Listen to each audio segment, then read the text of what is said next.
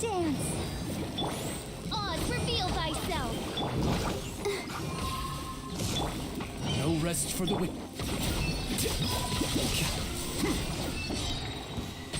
A process of elimination. Come on, we can do it. Midnight Phantasm.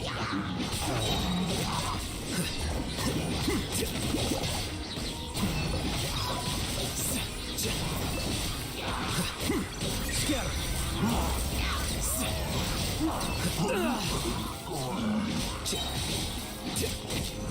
As you wish.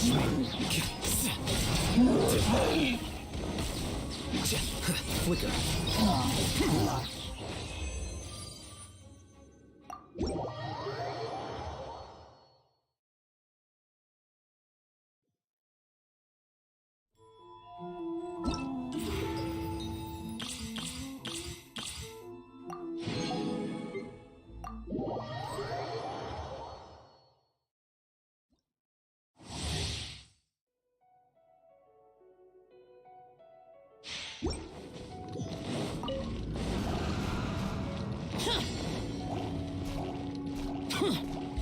Useless.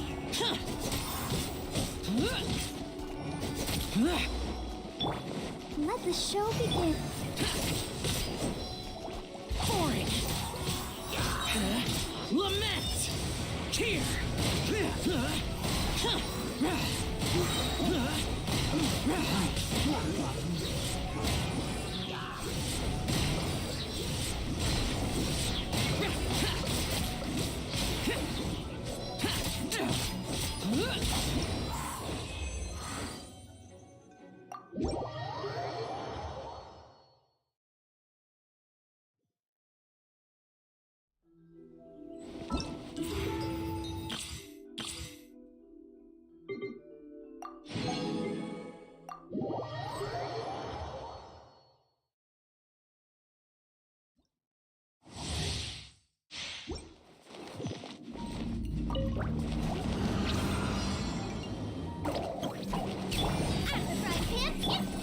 You're in for a little shock. Try not to enjoy this too.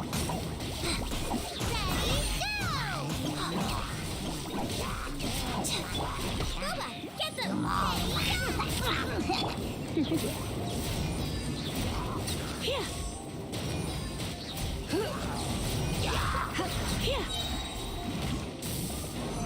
Don't be scared! At the frying pan, Surrender and we'll be gentle. Don't get him, you agree?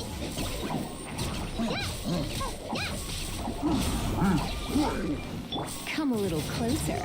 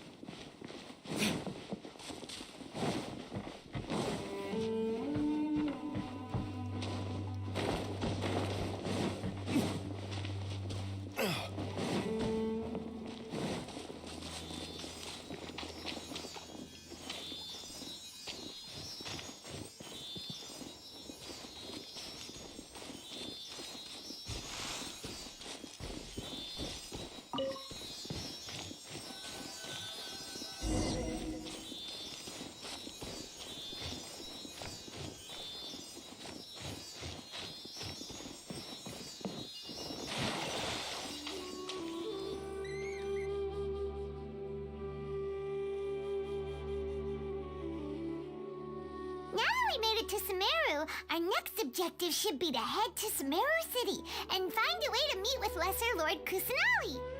And speaking of Lesser Lord Kusanali, even though we haven't heard too much about her, she doesn't seem to be the same deity who abducted your sister. But even so, people call Sumeru the Nation of Wisdom, you know.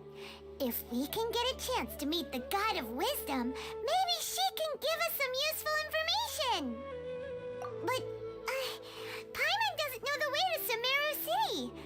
Maybe we can climb up to that spot with the statue of the Seven on it. That'll give us a way better view of things. Even if we can't see exactly where the city is, at least we'll be able to check for some smaller settlements nearby.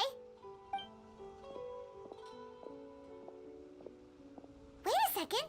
Look! There's someone up ahead! Perfect timing! Now we can just ask for directions rather than wander around like lost adventurers. Hey there! We're not from around here and seem to have gotten a little lost. We'd like to ask for some directions. Huh? Did they not hear Paimon? Hey! You over there! Could you give us some directions? Huh? What's going on here? There's no way she could have missed that. Wait! Could she be ignoring us? How dare she? Well, even so, she might be heading someplace where we could find other people to ask. Let's keep our distance and follow her. When we get the chance, we'll just ask someone else for directions.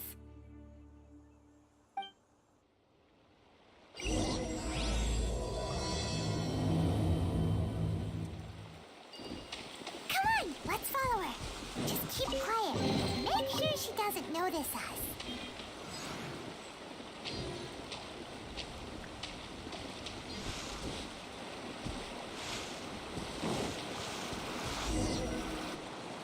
Huh?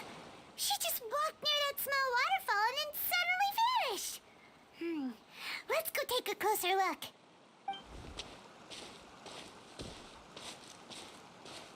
Paimon thought this cave would lead to a village or something, but, it looks like that's not the case. Look, she's sitting over there. Wait, she couldn't possibly be living here, could she? What should we do now? Do we try asking her for directions again? All right, then. It's not like we have anyone else we can ask. Even if she's not very friendly, we just need her to point us in the right direction. That's all. Oh. What a lovely smell. It's coming from that sensor over there. This is definitely not your typical place to call home, but at least it smells nice. Maybe living here wouldn't be too bad after all.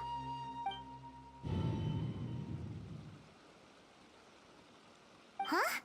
What's the matter? You don't look too good. What? Is the smell making you feel sick? Strange. Paimon doesn't feel anything.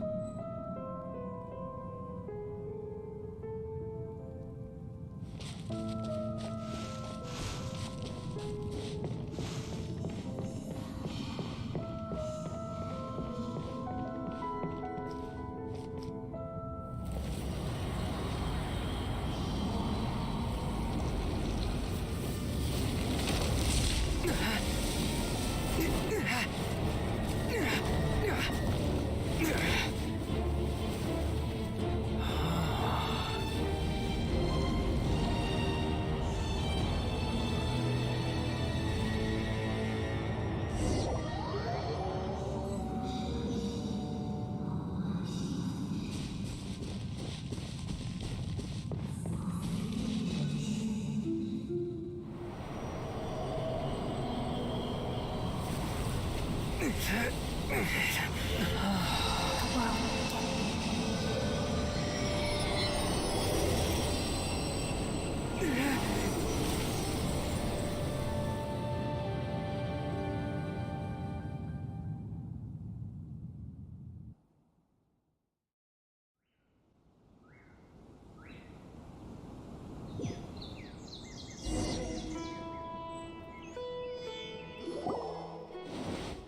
you sure it's not serious? The Traveler's been out for a long time now. Yes, you can relax. Believe me, Master is extremely knowledgeable. If he says that he's going to be alright, then there's absolutely nothing to worry about. Oh, are you awake now? Oh, thank goodness! Traveler, you're finally awake! Well, we're at... Good question. Where are we? Paimon was in such a panic when you passed out that she even forgot to ask what place this is. This is Gandharvaville. It was originally built by scholars from Sumeru as a place to rest in the rainforest. Now it's mainly used by the forest rangers as a base of operations. My name is Kale. I'm a trainee forest ranger. My master and I found you passed out during our patrol, so we brought you here. Oh, no things are necessary. I didn't do anything really. By the way, how are you feeling now? Any discomfort? Oh, that's Master's herbal medicine you're tasting. He gave you some while you were unconscious. Before I forget, Master mentioned you should take more medicine once you wake up.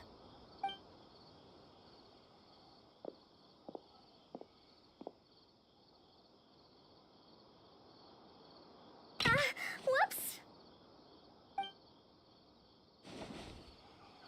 Kale, what's the matter? Were you trying to retrieve the medicine? As I've already told you, you must be careful with these. All right, I'll get it for you once I'm finished here.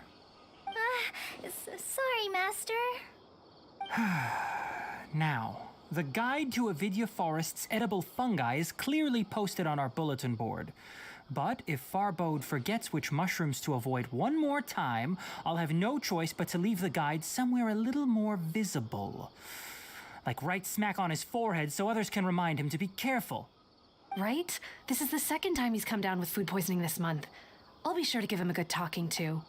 Yes, please do. If, on the off chance, Farbode simply enjoys having little imaginary fairies dance before his eyes, then we'll just let him be.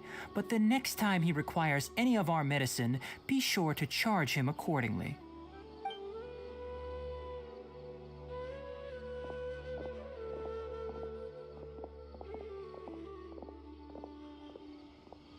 So, how are you doing?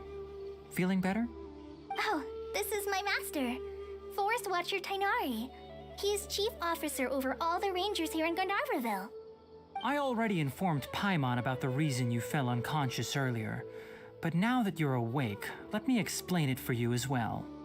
It is common practice for Sumeru scholars of certain darshans to dedicate themselves to training and meditation in isolated areas, particularly the nearby forests. While meditating, they use a certain incense known as spirit borneol to help calm their minds as they enter a state of deep rumination. In hopes of asking directions, you two followed a scholar named Hypatia into her cave. The incense you smelled inside was the spirit borneol I just mentioned. That incense typically has no effect on most people, but for a very select few, it can have profound effects on one's cognition, as you experienced firsthand.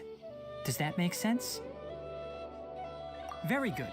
Now, answer me this. Did you feel anything after passing out?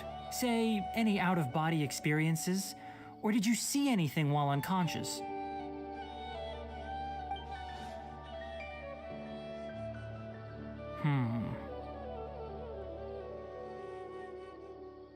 Kale, let the others know to stop bringing their patrol logs here for now.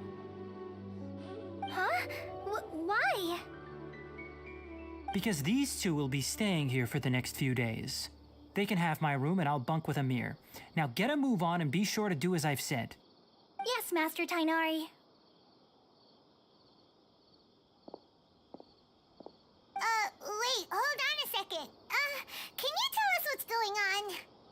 Sure, let me fill you in. I originally planned to send you on your way once you finished your medicine. However, it appears now that you should stay a while longer in Gandharvaville for further observation while you recuperate. Further observation? No need to be hasty. As long as you have the capacity to judge between right and wrong, I promise that you'll understand the gravity of the situation once I explain everything to you. Based on what you saw after smelling the incense and losing consciousness, we can conclude that you experienced a powerful hallucination, which suggests your mental state is not in the best of shape. If you're skeptical, have a whiff of this. Whoa, are you okay?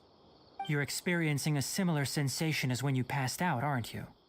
So even though your condition is stable as of now, if I were to haphazardly let you leave, it's highly likely that you'd suddenly pass out again somewhere else.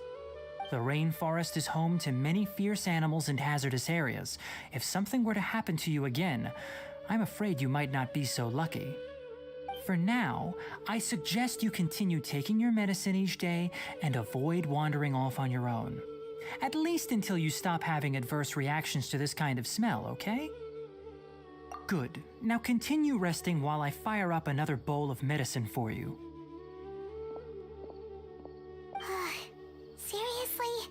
We just arrived in Sumeru and we're already having problems left and right! Paimon knows we're set on meeting Lesser Lord Kusanali as soon as possible, but you really don't look too good. It'd probably be best to let you recover first. Hey!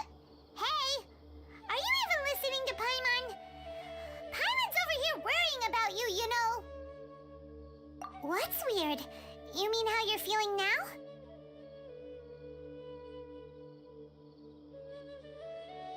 You mean the vision of tree roots and red skies you saw? But if those weren't hallucinations, what could they be?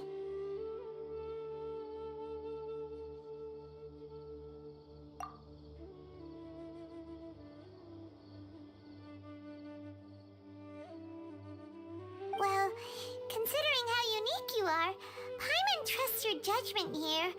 But why didn't you say anything about it to Tainari? If he misjudged your condition, then there's a chance you could get worse, right? Huh? You mean that Tainari already knows that what you saw weren't hallucinations? But if that's the case, why would he try to hide that from us? Oh, Paimon gets it now. That explains why you were so quiet earlier. Well, that settles it then. We'll stay here to rest up and figure out what's going on with your hallucinations. But it seems like asking Tainari might not be an option anymore. What do you think we should do? Good idea. Kale's pretty friendly. We can ask her tomorrow about what she knows regarding the Dendro Archon and customs in Sumeru.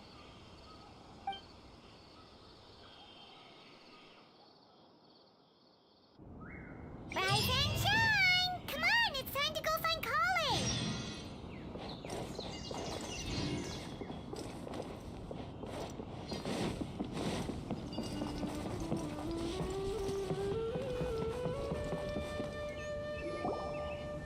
All right, next let's see your right hand. Yes, not bad. But please remember that you still need to be careful. Understand? Yes, I will. By the way, Master, I still haven't received the patrol route for today. Look, Kale, today's patrol will be a long one, so you won't be coming along this time. Besides, there's a chance we may encounter... well, you understand. But I have a vision too! Am I useless to everyone now? Don't talk like that, Kale. This is not something you need to be worrying about right now. Ah, there you are. Feeling any better?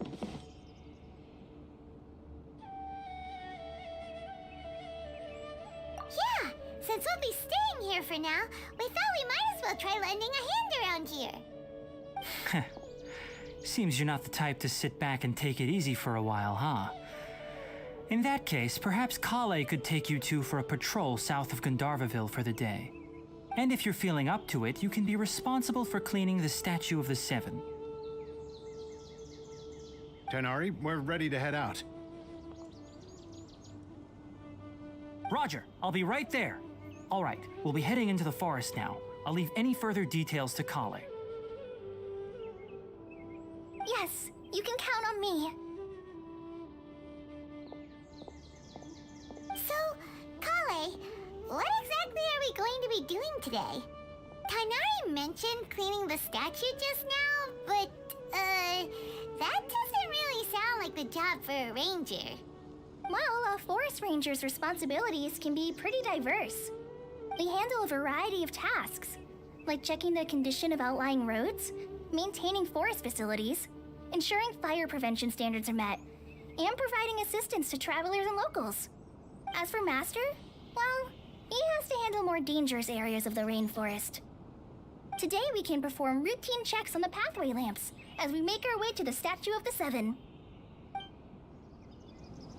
Paimon, traveler, this way! You can leave the task of checking the lamps to me. In the meantime, you two can keep an eye out for anything unusual.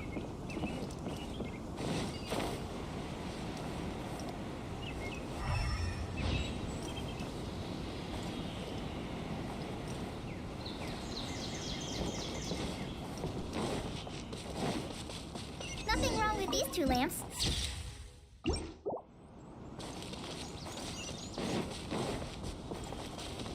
Oh, this lamp seems to be getting a little wobbly. Let me make a note of it. Time to go. No problems with this lamp. Good.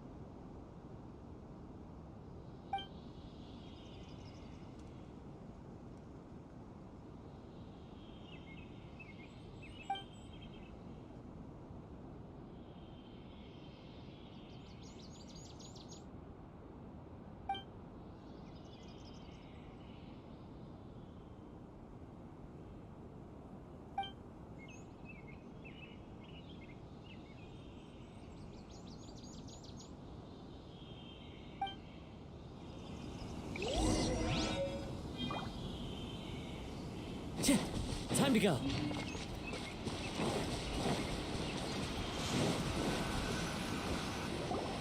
The statue of the Seven is up on top of that large rock formation. You must have seen it when you came down this road before. It's pretty high up there, isn't it? Don't worry. If you're afraid you can't make it up there, I'm sure Master wouldn't mind if you don't clean the statue. Oh? I guess I'll leave it up to you then. There's not much footing once you reach the statue, so be careful up there. Paimon will fly up with you and help you with those hard-to-reach areas. By the way, Kale, do you know anything about the Dendro Archon? You know, what's she like? That depends. Are you referring to Greater Lord Rukkhadevata or Lesser Lord Kusanali? Huh? Greater Lord Rukkhadevata? Oh, is that the name of the former Dendro Archon? Uh-huh. Greater Lord Rukkhadevata was Sumeru's first Dendro Archon. She created the rainforest as well as the wall of Samiel around the desert. Her works provided a means of peaceful living for everyone. To the people of Sumeru, she's not only a symbol of wisdom, but also of power and kindness. Unfortunately, she disappeared in a great calamity that occurred a few hundred years ago. According to what Master has told me, the sages later found the newly born Dendro Archon and whisked her back to Sumeru. To celebrate the reinstatement of their lost deity, the sages dubbed her Lesser Lord Kusanali and let her reside in the sanctuary of Siristana. Uh-huh. Then what happened? Well, and then... I'm not too sure what happened, to be honest. Huh? You're not too sure? But aren't you from Sumeru? Yeah, I'm from Sumeru. But... Maybe it's difficult to discuss this topic with strangers. If that's the case, then don't worry, we understand. No, it's not that. I'm not trying to hide something from you. Besides, I don't consider you two strangers. Because you two know Amber, right? Wait, Amber? You mean... Yes, that's her. I once lived in Mondstadt for a while, and she helped me a lot during that time. You could even say that she helped me become a new person. There's no one like Amber. She lives life to the fullest while always adhering to her strong sense of justice. She's ready to answer the call for action at any moment, but is also very understanding of others. She's like the spark that lights the fire in everyone's heart around her. If you ask me, she's a prime example of a true outrider. She's the first person anyone coming to Mondstadt will meet. You can't help but be enthralled by her charm and enthusiasm, causing you to fall in love with the lands of Mondstadt and...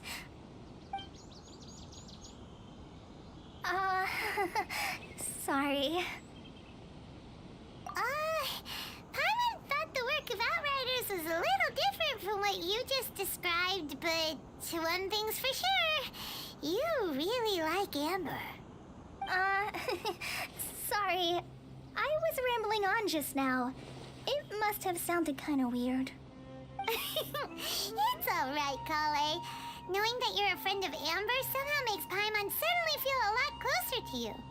So, how do you know that we've met Amber? Well, after I returned to Sumeru, Amber and I have stayed in touch by writing each other letters.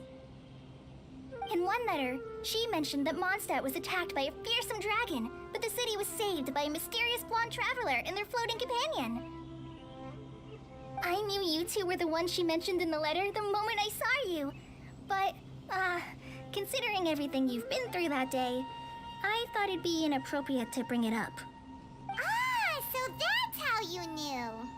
Yep, so please know that you two have my complete trust, really. I wish I could tell you more about the Dendro Archon, but I have been away from Sumeru for some time, and I haven't read any books. Sorry. That's alright. You've already helped us a lot. We had never even heard of Greater Lord Rukkhadevata or the Sanctuary of Surasthana until you mentioned them. Oh, I'm happy that was helpful. There is one thing I want to ask, though. Why do you two want to know about the Dendro Archon?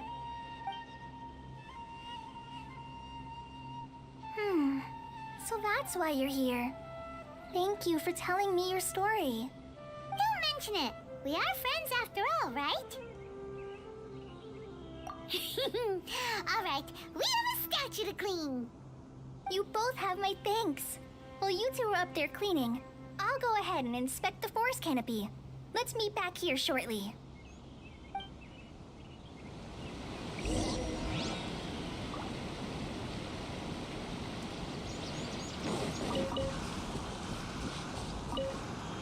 I'm not a very good climber, so I'll just let you handle the statue.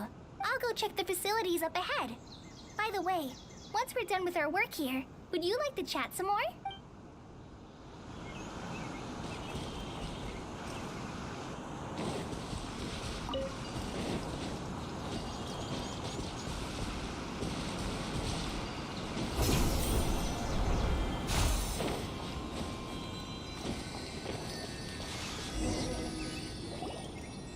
Huh.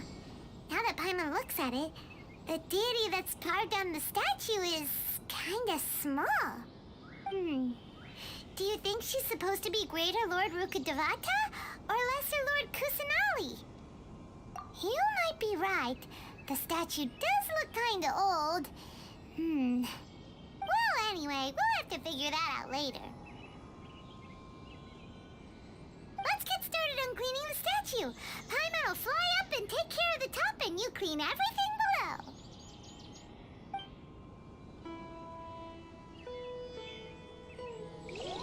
Nice work. That's one clean statue. Let's head down and meet up with Kale.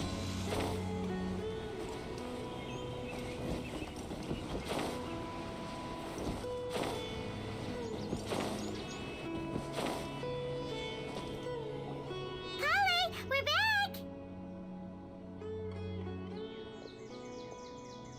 Welcome back! You must be tired after all that climbing. Let's take a little break. I brought some fruit and water for us. Yay, food! What kind of goodies did you bring? Hey, don't be a party pooper. It's not like Kale is a stranger or anything. Besides, the best way to compliment a chef is to show passion for their food. Xiangling taught Paimon that. I prepared a nice portable dish that forest rangers like to eat called pita pockets. I hope you'll like them. Whoops! No, you dropped it on the ground! Not to worry. I wrapped a few layers of oiled paper around each pita. They should be fine. Oh, whew.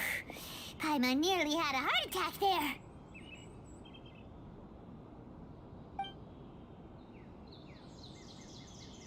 Those pitas are amazing!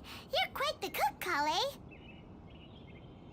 Thank goodness you wrapped them in paper. Paimon wouldn't have been able to sleep at night knowing something so tasty had been wasted. You really know how to compliment the chef, Paimon. Since you liked it so much, I'll be sure to give you a copy of the recipe sometime. I'll even include all my personal cooking pointers, so you'll be making your own pita pockets in no time. Yay! Thanks, Kale! It's hard to believe someone as diligent as you could have clumsy moments too. Oh, I guess it happens from time to time. So, Kale, don't you think that Tainari's a little too strict with you? He won't let you touch anything without his permission. Paimon knocks stuff over all the time flying around the Traveler, but he's never said anything. Everyone has their clumsy moments. No, you've got the wrong idea about Master. Sure, he may seem a bit harsh at first, but with some time, you'll see that he's actually very kind-hearted. I've heard the veteran rangers say that Master is from some ancient and mysterious race that is known for their cunning wit and reclusive nature, but Master is actually very kind at heart. Oh, by the way, you've heard of the Academia, right? Well, there's a group called,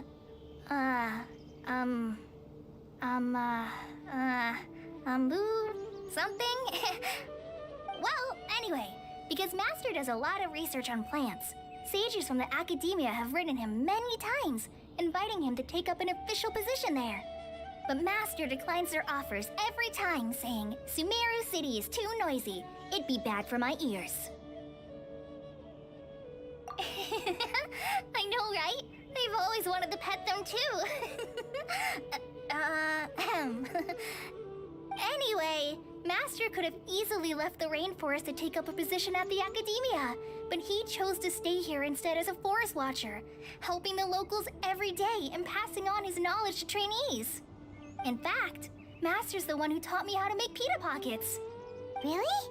Paimon would have never guessed that. Oh, speaking of Tainari, he was the one who took care of you after finding you passed out yesterday. He even carried you all the way here. Paimon's still kinda upset, though. He kept scolding Paimon the entire way here.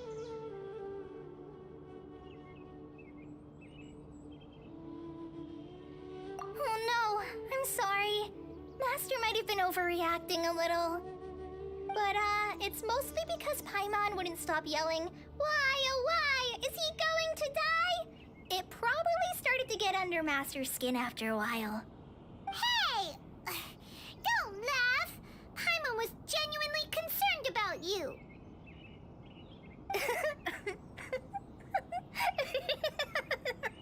Hey! Now even Kali's starting to laugh. Ugh, that's it! Paimon won't forget this! It's time for some primordial wrath! No! Don't touch me!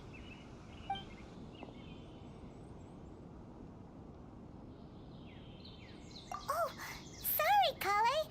Paimon didn't mean to scare you. No, I just... I didn't mean that. Kale, are you okay? What's the matter? No, I'm... I'm fine. I'm sorry. I must have startled you both reacting like that. Oh, well, it's getting late now. Let's hurry back to Gandharville. I think Master and the others should be back by now, too. Huh? What was up with Kale just now? And why is she in such a hurry all of a sudden? Look, she's practically running back. Paimon can't even see her now.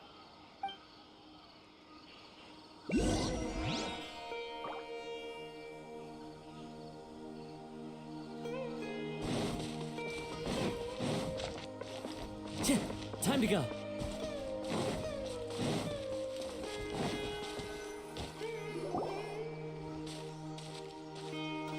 Ah, Traveler, you've returned. Yep, we're back. Have you seen Kale by any chance? Oh, Kale? Yes, I saw her go into her room just a moment ago. Oh, okay. Guess we'll just have to wait and talk to her tomorrow then.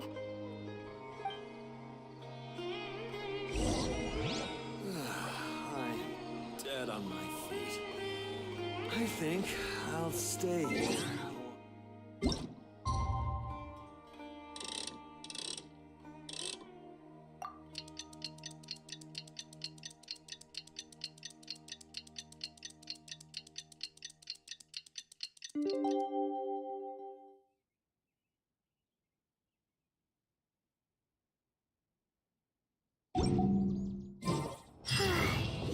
Paimon was thinking all night about what happened with Kale, and still can't figure out what the problem might be.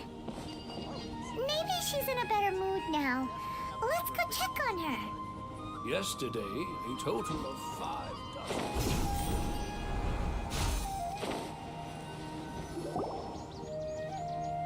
Ah, it's you two.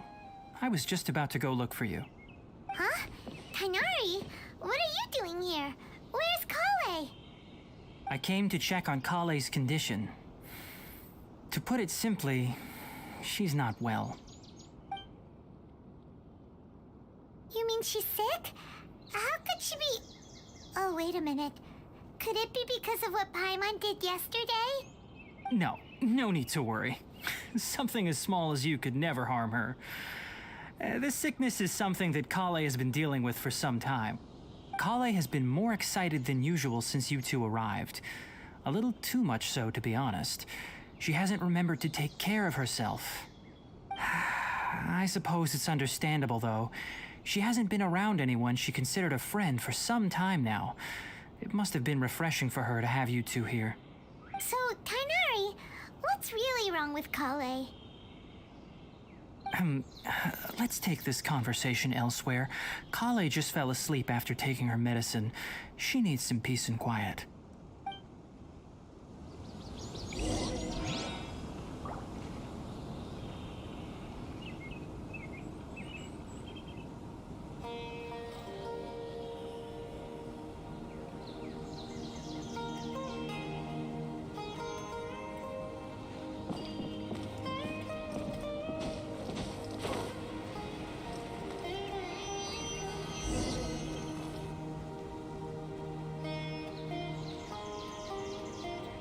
All right, let's continue our conversation here, shall we? To be honest, I hadn't realized that you're that honorary knight from Mondstadt until Kale told me just now. I've also heard all about your deeds in Liyue and Inazuma. So, just to clarify, what I'm about to tell you about Kale is not because of who you are or your past feats. Instead, I am going to tell you because... well, because Kale asked me to. And honestly speaking, I was against Kale revealing her past to you. But she insisted, saying you two treated her with sincerity and as a friend. So now she wishes to reciprocate the gesture. So, Tainari, what exactly is wrong with Kale? You said this is something she's been dealing with for some time. Just how serious is it? Right. Ever since she was a child, she's been afflicted with a disease called Elazar. Elazar? Yes, it's a disease unique to the lands of Sumeru. It is characterized by dark and hardened scales that form on the body. At first, the afflicted may only feel mild numbness on the affected area of the skin. However, as the disease progresses, one may begin feeling fatigued and even experience peripheral paresthesia. In its final stages, the disease strips a person of the ability to control their own body, and they effectively become completely immobile. That sounds terrifying.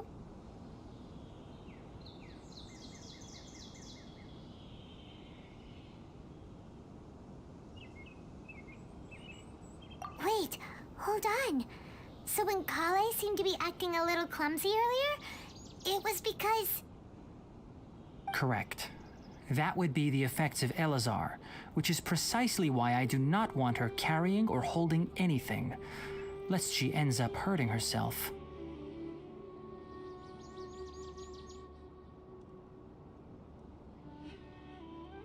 With appropriate treatment, the disease can be effectively controlled before it progresses to a more serious stage. However, there is unfortunately still no true cure for Elazar. Nevertheless, Kale's mother still hoped there was something out there. She handed Kale over to an organization known as the Fatui after one of their members lied and said they had a cure. What? The Fatui? Ah, it appears you are already familiar with them. That'll save me some explanation. Anyway, the person who eventually rescued Kale and brought her to me for care said that she had been given to a harbinger known as the Doctor. I have no idea how this doctor managed to do it, but her case of Elazar was completely stable for all the years that Kale was with them. However, Kale's days with the Fatui were anything but pleasant. Kale is a resilient individual and always tries to appear cheerful, but her experience with the Fatui has left deep scars. Even now, she can still feel deathly afraid of someone touching her. Oh, Paimon had no idea Kale's been through so much suffering. Oh, by the way, Paimon, Kale wanted me to tell you that she's sorry for scaring you yesterday. She also wanted both of you to know that she's sorry for hiding her illness. She doesn't need to apologize. None of this is her fault at all. Well said. I hope you'll get a chance to tell her that in person the next time you see her. Kale once thought that it would be impossible for her to have any real friendships. I trust that you two will never let my trainee experience such emotional pain again. Don't worry, Tainari. We'll take good care of her.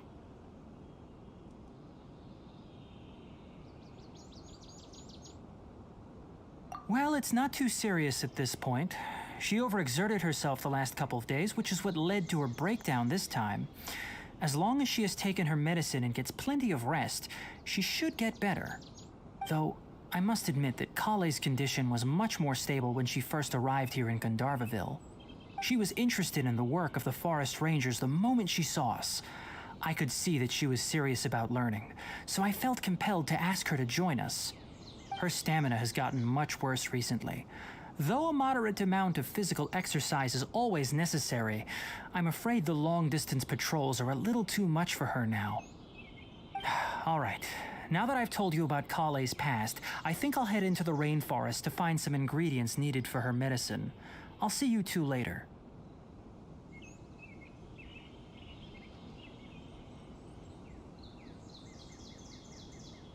Yeah, we'd like to do something to help Kale too. All right, but I must warn you two. The rainforest is a dangerous place, especially for someone who's still recovering like the Traveler. You must follow closely and listen to every instruction. No problemo. Let's go then. We'll be looking for a plant known as Nilotpala lotus. It's often used to help those afflicted with Elazar recover their energy. Hey, Tainari, where exactly are we going to find this plant? Nilotpala lotuses can be found all over the rainforest, but it often grows right here around Gandharvaville. Given the name, it sounds like we should be looking for it in the water. You are correct. Nilotpala lotus grows in the water. When fully mature, they look like giant blue flowers floating on the water's surface. Quite an attractive species, if you ask me. The large petals are actually the plant's leaves and sepals, which surround a very small flower. You should note that many of the plants found in Sumeru have names that are contrary to their species. Take the Kalpalata, for example. The plant is not a lotus at all, but rather a vine. And then there's the Sumeru rose, which is not a rose, completely contrary to its name. Oh, huh. Okay then. Note to Paimon. Never bring up the topic of flowers with Tainari.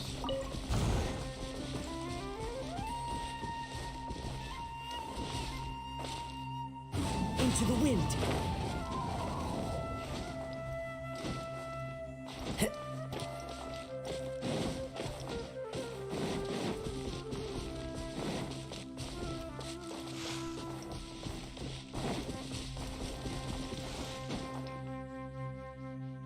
One with nature.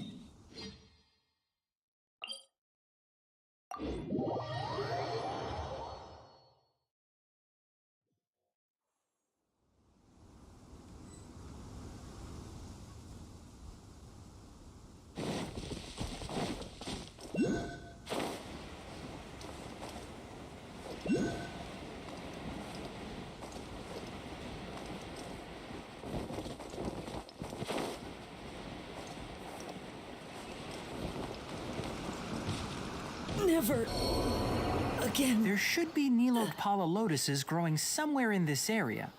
Let's split up and begin searching. If you could manage to gather 4 of them, that would be sufficient. We'll rendezvous here once you've gathered the needed amount.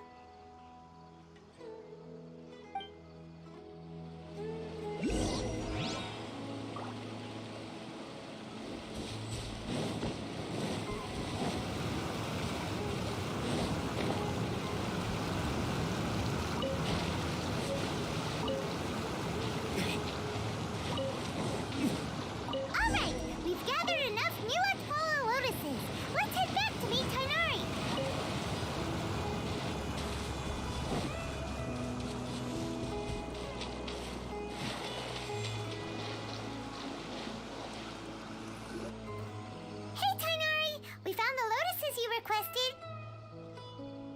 Let me take a look. Good, very good. These are all excellent quality. I'm quite glad you two came along. Your exploration experience helped save me a lot of time here. It seems we even have enough time to stock up on some other things I need. Hey, Tainari!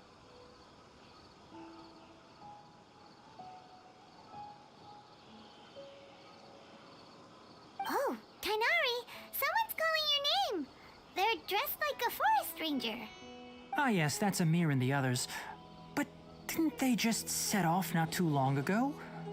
What are they doing back so early? Let's go find out what's going on.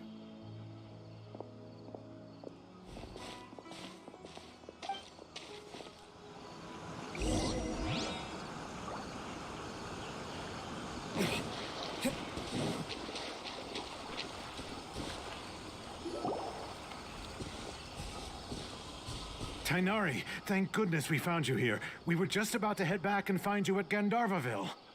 What's going on? We just discovered a withering zone. The Withering is back? But the patrol route you were on should have been already clear just a week ago. It reappeared so quickly. Can you tell me the exact location? It's up ahead, deep in the river valley. It's appeared in a spot that blocks nearly the entire narrow part of the valley area, so we decided to come find you as quickly as possible. And the radius of the contamination? Sorry, I couldn't get a clear enough view to tell. No one in our patrol team had a vision, and it appeared to still be spreading, so we didn't risk getting any closer. Okay, I understand. You made the right decision. I'll go deal with it right away. In the meantime, please guide these two back to Gandharvaville. Wait, Tainari, why don't you let us help you? You two have only just arrived in Sumeru. You're still unfamiliar with many things in these lands. There's a unique type of anomaly that occurs in the Sumeru rainforest. It's called the Withering. The affected areas not only cause nearby vegetation to wither, but it's also lethal to wildlife and even people. If you don't carry a vision, then you should think twice before approaching such places. Yes, Amir is absolutely right. I wasn't kidding when I said the rainforest is a dangerous place. As Amir said, only someone with a vision, that is, the power to manipulate elements, will be able to resist the Withering's corrosive effects for a time. That's right. If any of the forest rangers without a vision come across a withering zone, we first make a record of the location and then have a ranger with the proper abilities deal with it, like Tainari here. Only someone with a vision can venture within a withering zone and find a way to deal with it.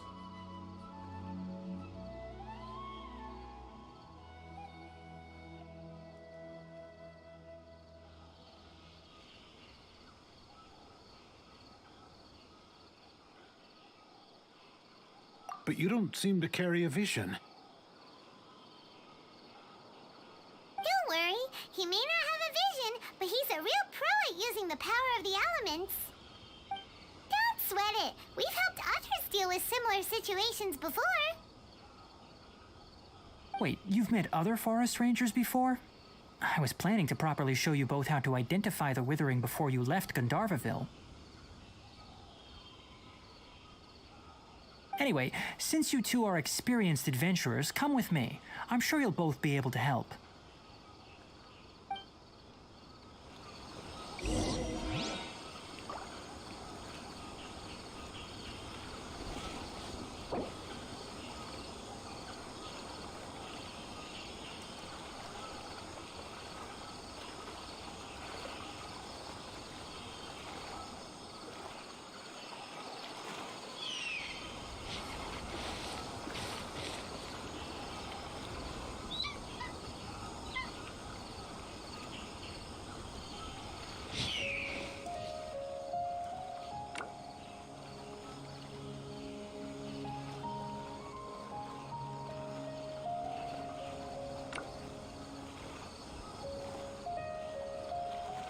Guess we can rest a bit.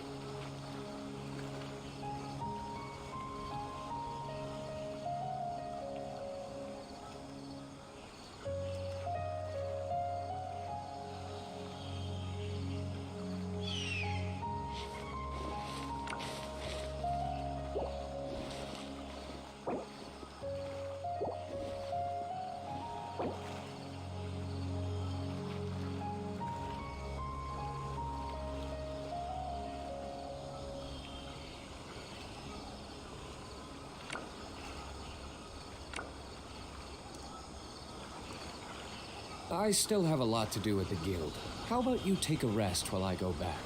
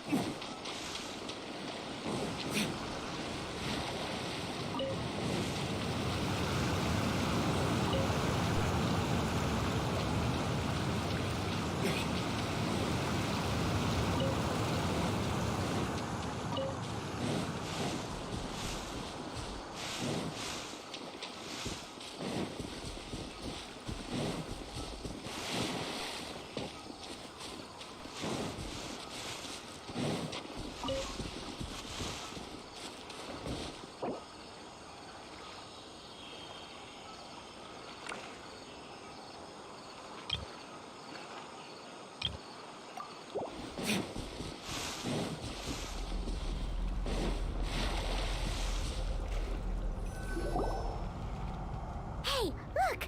That gloomy area over there looks like a withering zone. Even though Paimon's seen one before, it's still kinda scary. All right, Traveler. We're about to enter the Withering Zone. Since you already have experience dealing with these things, you should already know what to do. But please remember, don't push yourself. If at any point it becomes too much, return outside the zone and take a breather.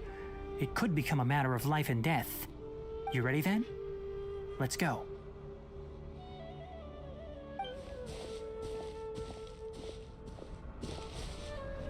First, we must locate any branches sustaining the Withering Zone.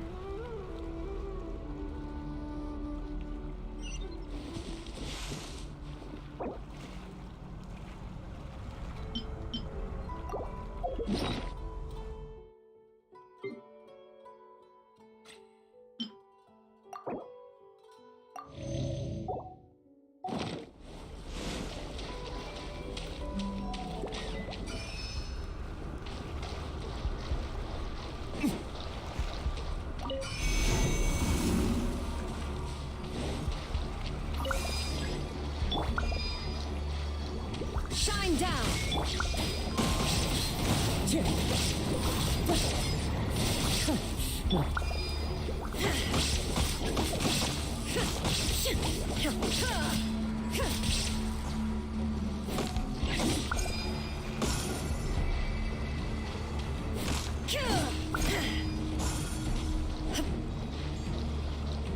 Illusion shattered!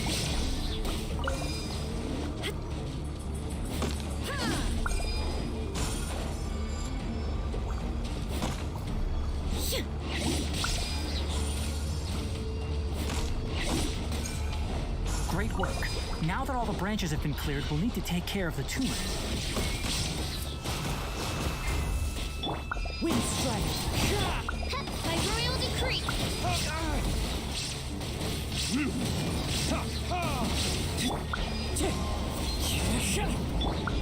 I summon thee!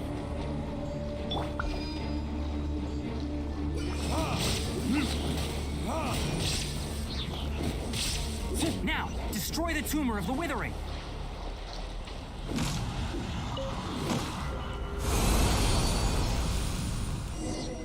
We did it!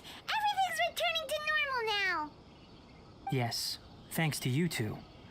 We were able to quickly restore this area back to normal. Tainari? You make it sound like we did well, but why does Paimon have the feeling you're worried about something? It's that obvious, huh? Alright, it's like this. Recently, the rate at which the Withering Zone appears has been increasing.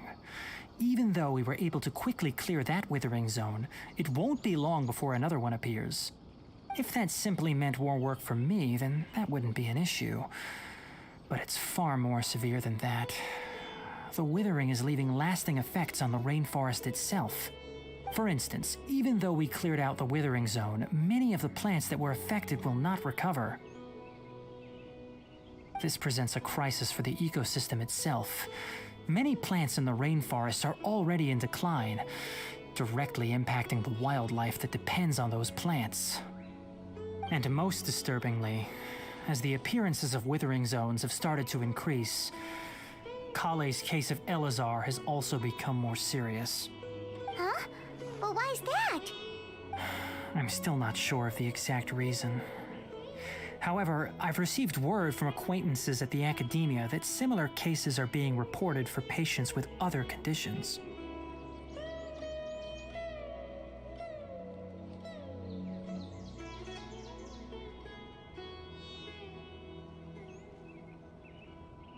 No, none that we know of.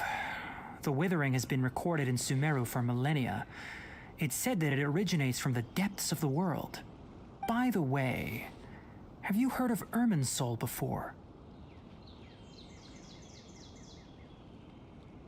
Irminsul is a tree located deep beneath the surface.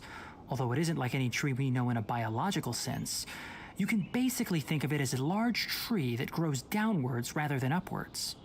I'm sure you've heard of ley lines, right? They're like the roots of Irminsul, spreading and extending from a massive cavern deep underground all the way up to the surface.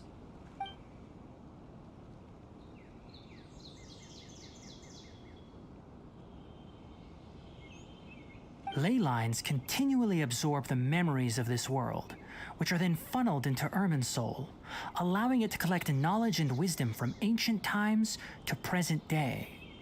The Dendro Archon is known as the God of Wisdom because her consciousness is directly connected to it. It is also said that the Dendro Archon's power is a manifestation of Irminsul.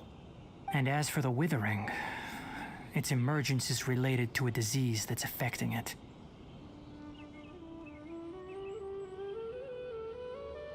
That's right. My ancestors learned of this from Greater Lord Rukadevata's familiars a long time ago. But even those mysterious creatures did not know of a cure for Irminsul. I'm afraid we Rangers will be battling the Withering Zones here for a long time until a cure is found.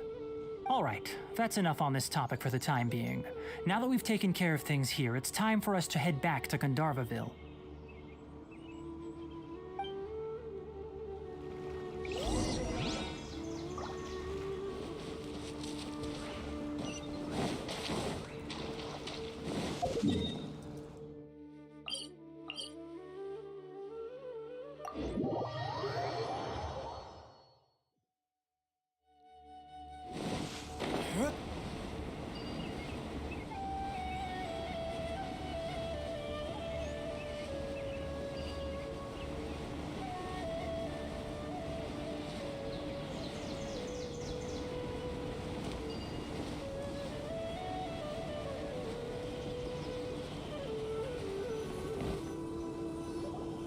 Oh, Tainari, you all made it back.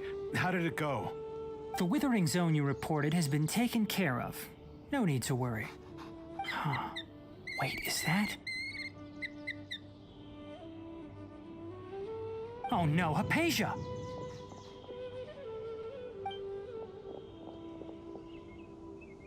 Huh? What's wrong, Tainari? This Duskbird is Hypatia's designated courier for urgent news. You do remember her, don't you? She's the scholar you and Paimon were following when you first arrived in Sumeru. Oh, her? How could we forget? So did something happen? Let me see what's written in the letter first. Oh. So what's it say? And what's with that weird expression on your face? Just let Paimon read it. Huh? All Paimon sees are 3 squiggly lines. Yes, allow me to explain. After we brought you from Hypatia's cave to Gandharvaville, Hypatia resumed her meditation. She must have just finished. It's been nearly 3 days since she's had anything to eat, and it appears she's forgotten to prepare some rations. This letter is her asking us for help. We need to go. What? You mean she's been sitting there for 3 days? Hey, wait, how did you know all that from just a few lines on the paper? Well, obviously because this has happened before. Last time she drew 5 lines, and by the time we found her... well, I'd prefer not to remember that. Needless to say, Hypatia's been through worse, but we should still get to her as quickly as possible. I've got some emergency rations set aside for times like these. Paimon, Traveler, could you two bring these to her? Wait, you want us to bring her the rations? But will the Traveler be okay if her cave is still filled with that funny incense? Let's find out. Here, Traveler, take a smell and see. So, how do you feel?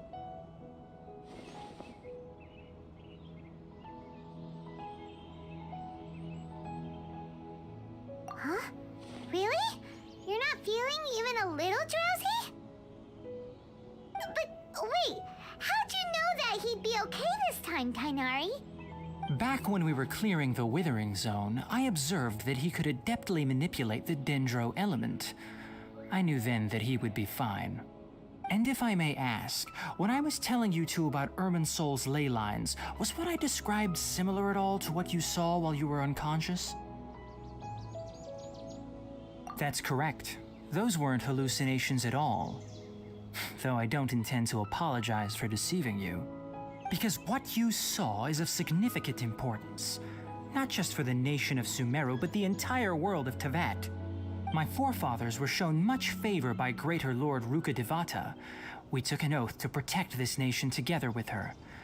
Now that that duty has fallen to me, it was part of my responsibilities to ascertain whether you could be entrusted with the fate of Sumeru. Now, after seeing you in action with my own eyes, you have earned my confidence, and I no longer feel the need to hide any secrets from you. When you passed out, your consciousness had connected directly with Irminsol. What you witnessed were actually real memories contained within Irminsol itself. I could try to tell you more, but it would be better if you went to ask Hypatia instead. Her focus on meditation and use of Spirit Borneol are aimed at establishing a connection with Irminsol, just as you did. That sounds nice and all, but will she really help us? Seriously, she completely ignored us the last time we tried talking to her. That was because when you ran into her, she was in a special phase of her training. During that time, she must avoid communicating with others. Please, wait here for a moment.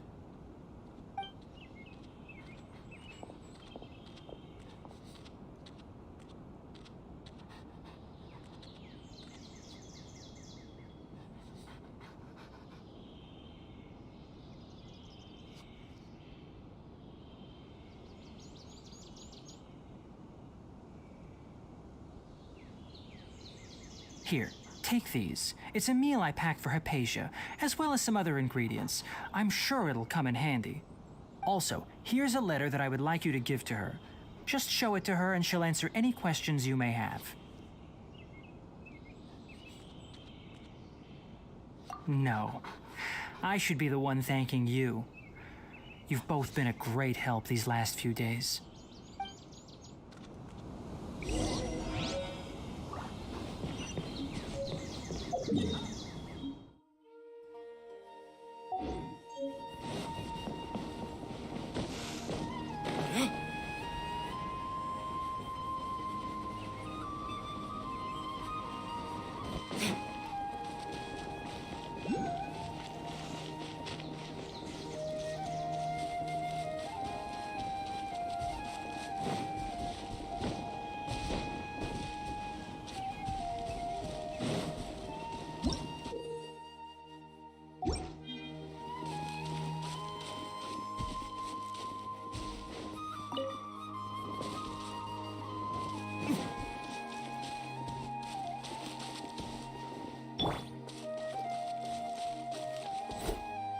Time to go.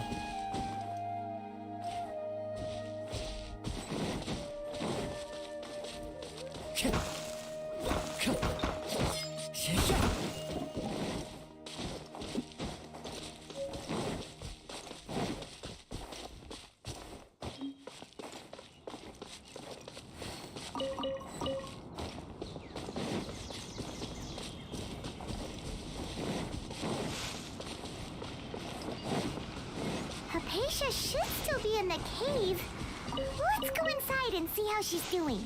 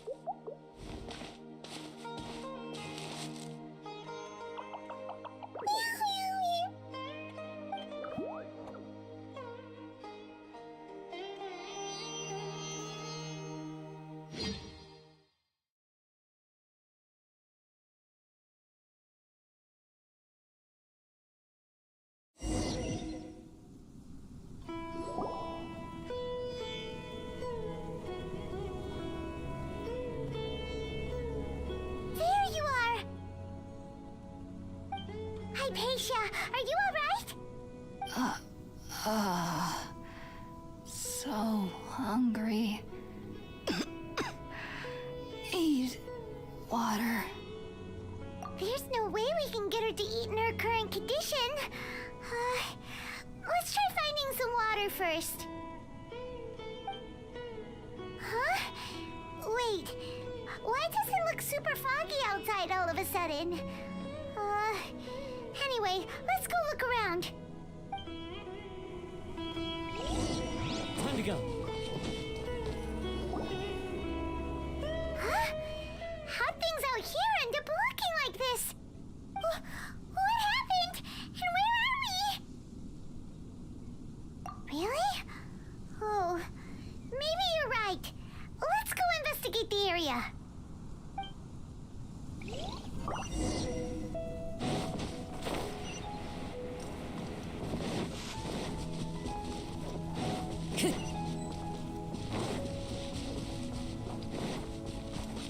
Time to go.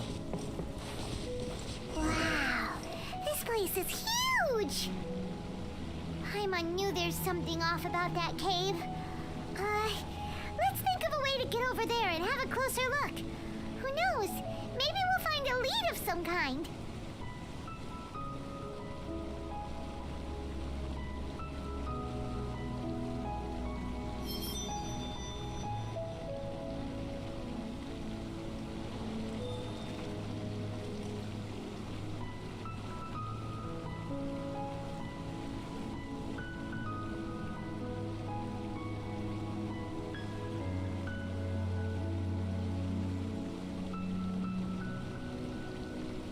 Wherever in this world I roam, I carry memories of my home. This blade, it is the last link I have to the land of my birth.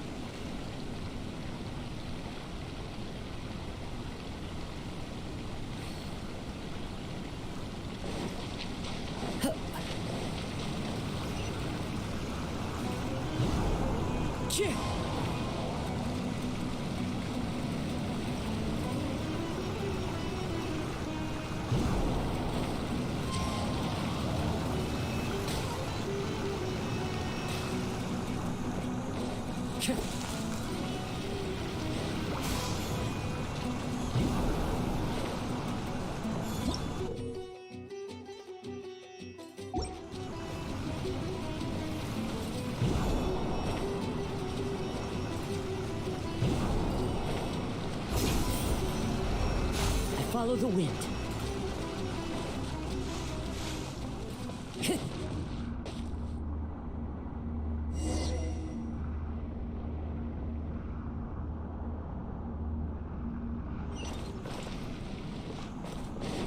Huh?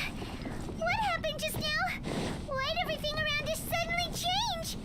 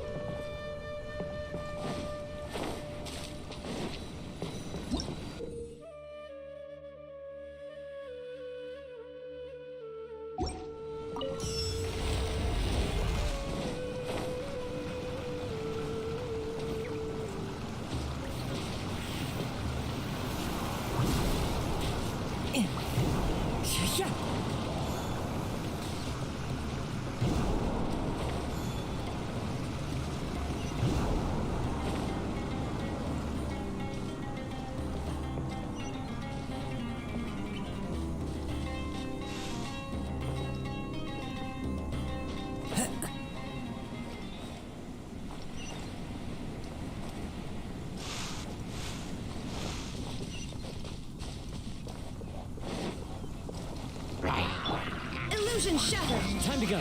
Shadow Raven. Let night fall.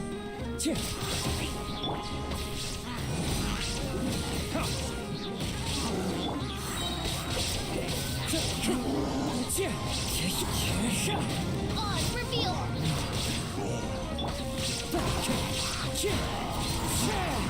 As one with wind and cloud. Shine down.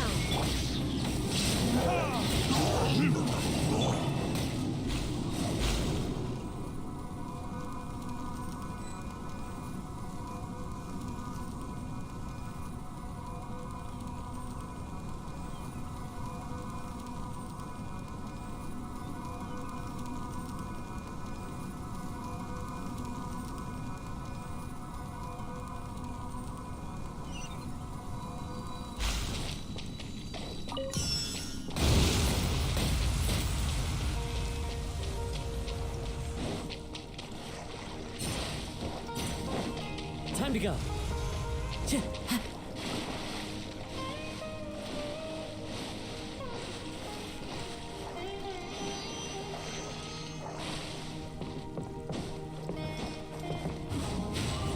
Follow the wind. Time to go.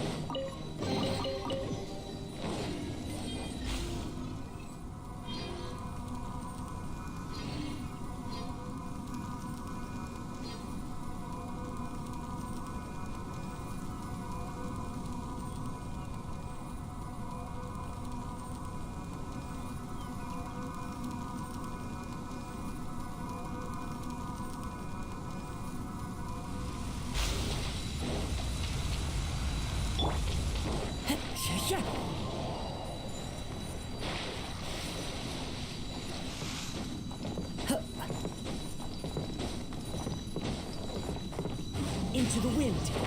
Time to go.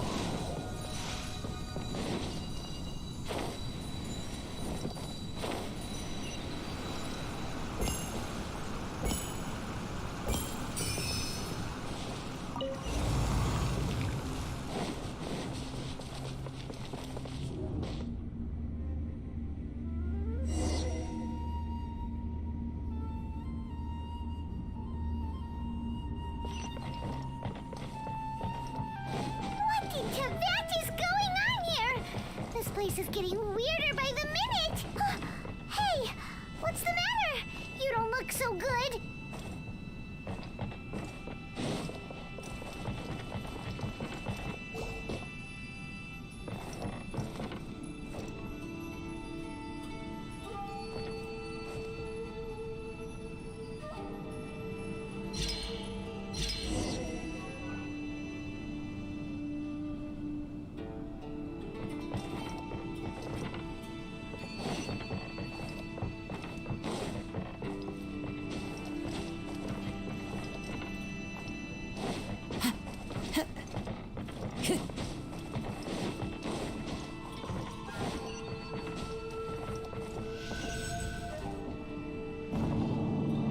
The wind knows me.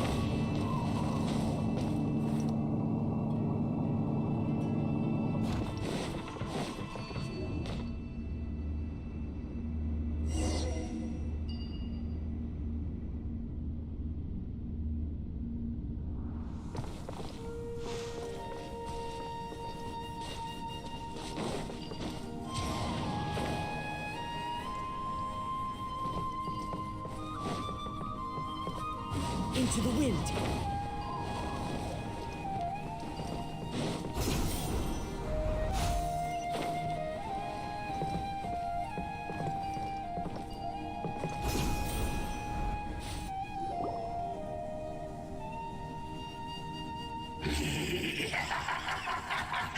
Well, well, well.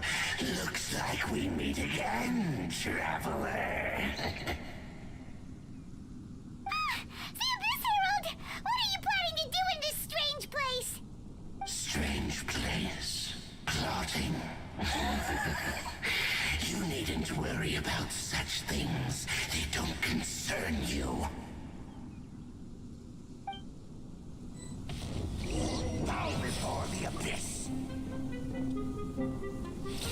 That hurt! Illusion shattered! Wind strider! Wings of darkness! Now you shall perish!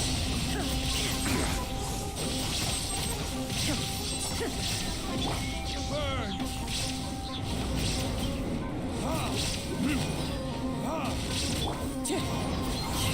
Fallen leaves, adorn my night!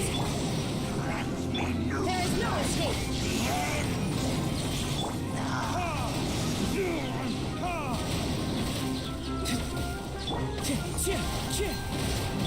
Shadow Raven! Let night fall! Verdict is...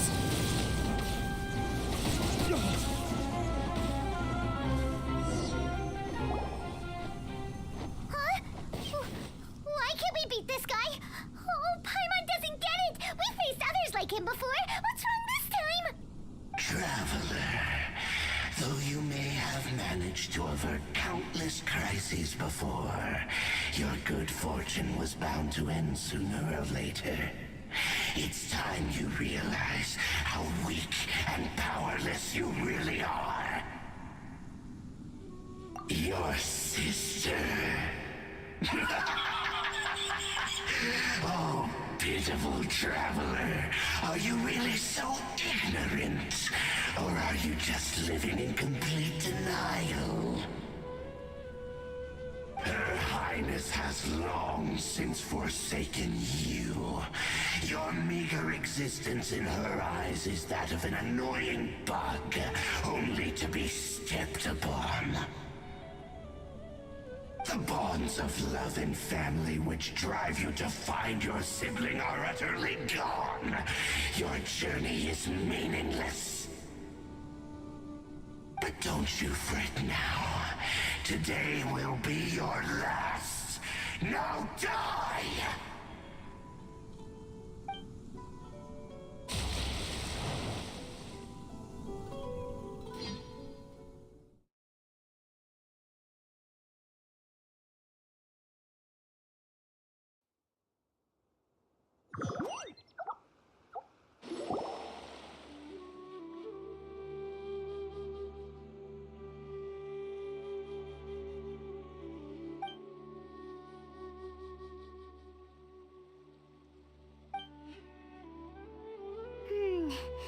What do we do? We haven't seen Hypatia anywhere out here. Oh, there she is! Quick, let's see how she's doing. So sweet. Well, the good news is that she's still conscious. Hey, why'd you drop her food on the floor like that?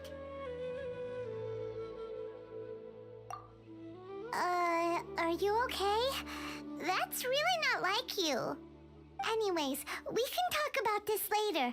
We better make sure she's all right first.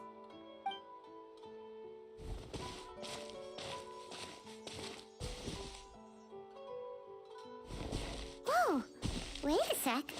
Look at all this fruit lying around her. We can put that to good use.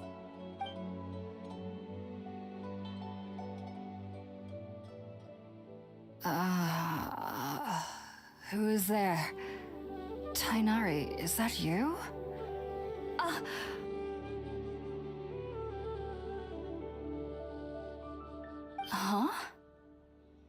It's okay. You can relax, Hypatia.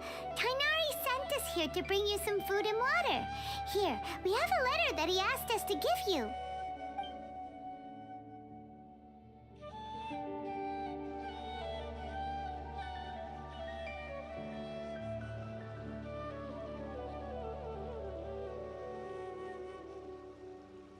I see. So, you're friends of Tainari. I apologize for all the trouble I've caused you. I'm grateful that you came so quickly to save me. You even brought all this fruit.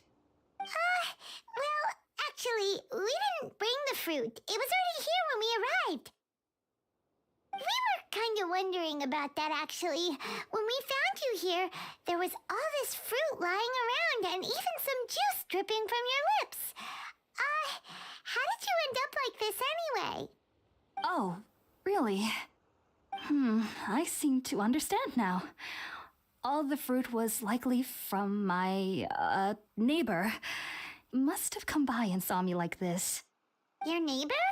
You mean there's someone else living nearby?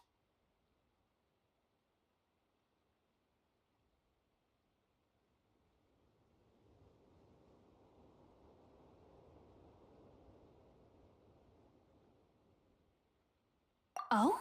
So you're able to see them too?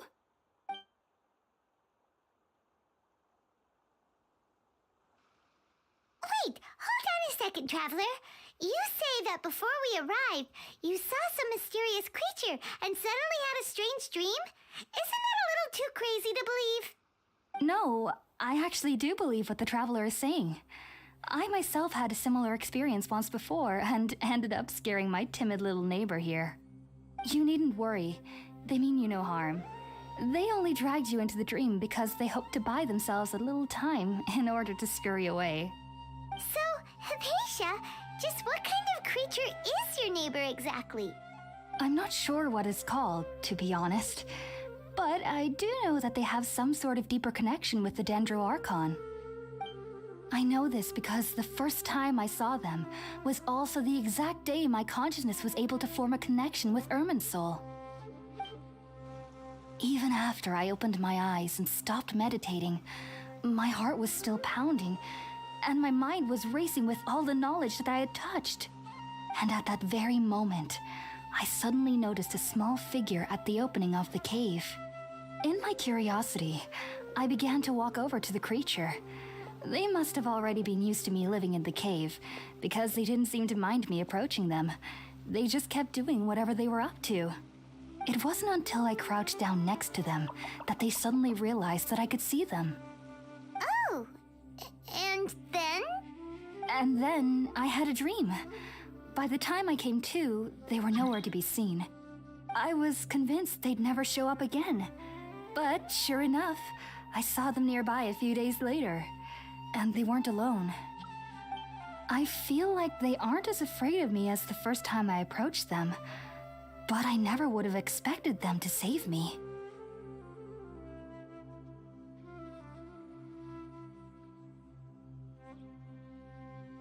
Yes, no doubt about that. By the way, Tainari mentioned in his letter that you had questions for me regarding Irminsul.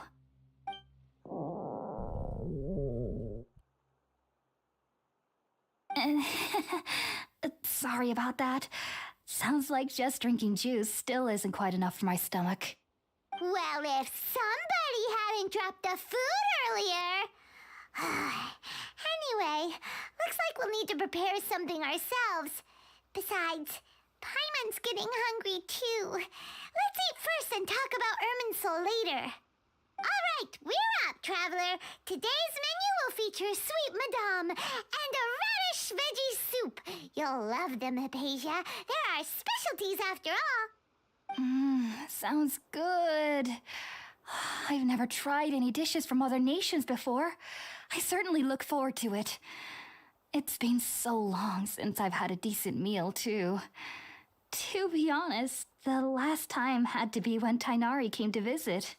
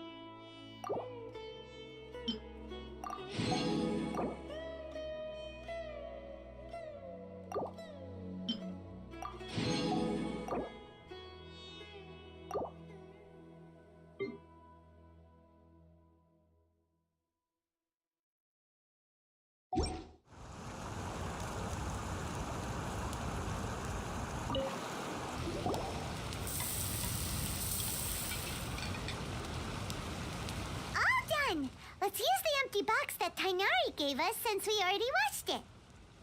Oh, it smells amazing. And the box is a nice touch, too. Let's go serve this up and start eating with Hypatia.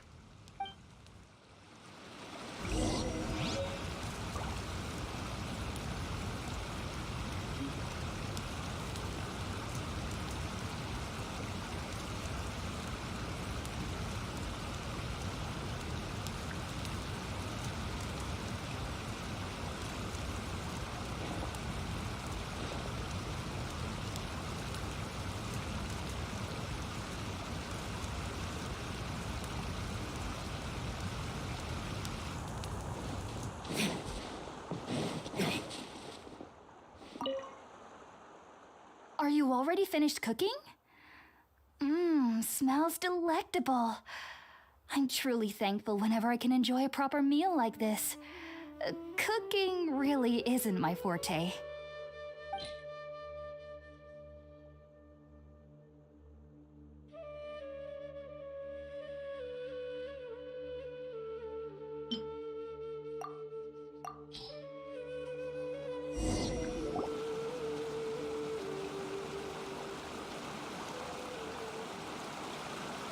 Even though everything you mentioned was in Tainari's letter, it's still hard to believe you were able to connect with Irminsul immediately after smelling Spiritborn Ale for the first time. It took me nearly 3 years before I could do so, and everyone at the Academia even lauded me as a genius. You should know that some researchers spent their entire lives without ever successfully connecting with Irminsul as you have. So why does this incense allow people to connect to Irminsul?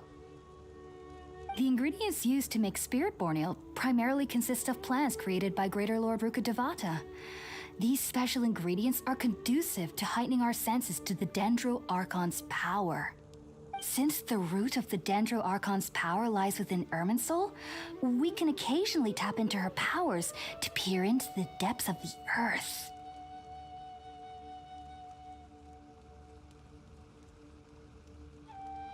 That's all right. I'm sure you'll come to a clearer understanding as you remain in Sumeru. Makes sense. But Paimon's got a question. Why was he sensitive to the smell of those plants for such a long time? That was primarily due to his body's unique constitution. Stimulated by the incense, he could perceive the Dendro Archon's power and experience the sensory overload, hence the adverse reactions. Taking in any scent similar to the ingredients of Spiritborn Ale would cause adverse effects. Not to worry though, it appears you've already fully recovered. Technically, your body should still be sensitive to the powers of the Dendro Archon, but unless you're using intentional meditation techniques, the scent of Spiritborn Ale should no longer trigger such reactions. Whew. Well, that's a relief. I must admit, I am quite envious of your abilities. Even if it meant suffering from pounding headaches for the rest of my life, I'd consider it worthwhile so long as I could connect with Irminsul at will. Whoa, you're really serious about this whole thing, aren't you? I am a researcher after all. As a member of the Ritaoist Darshan at the Academia, my main area of research is the stars and their connection to the fate of living beings. But there is still so much we don't know, especially regarding the mysteries that lie in the starry skies. Which is why I must turn to the all-knowing Irminsul for answers. If only my perception wasn't so limited.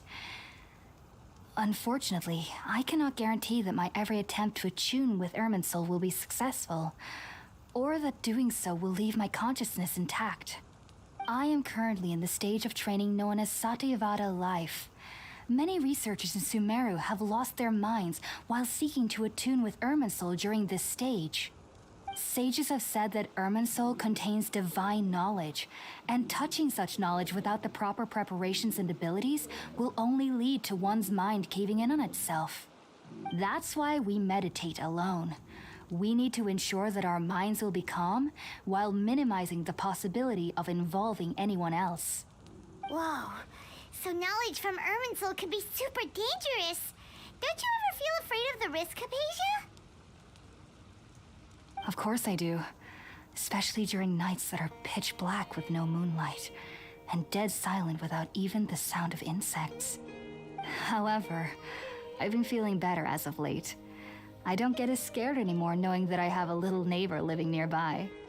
I believe that being able to see them is a sort of blessing from the Dendro Archon.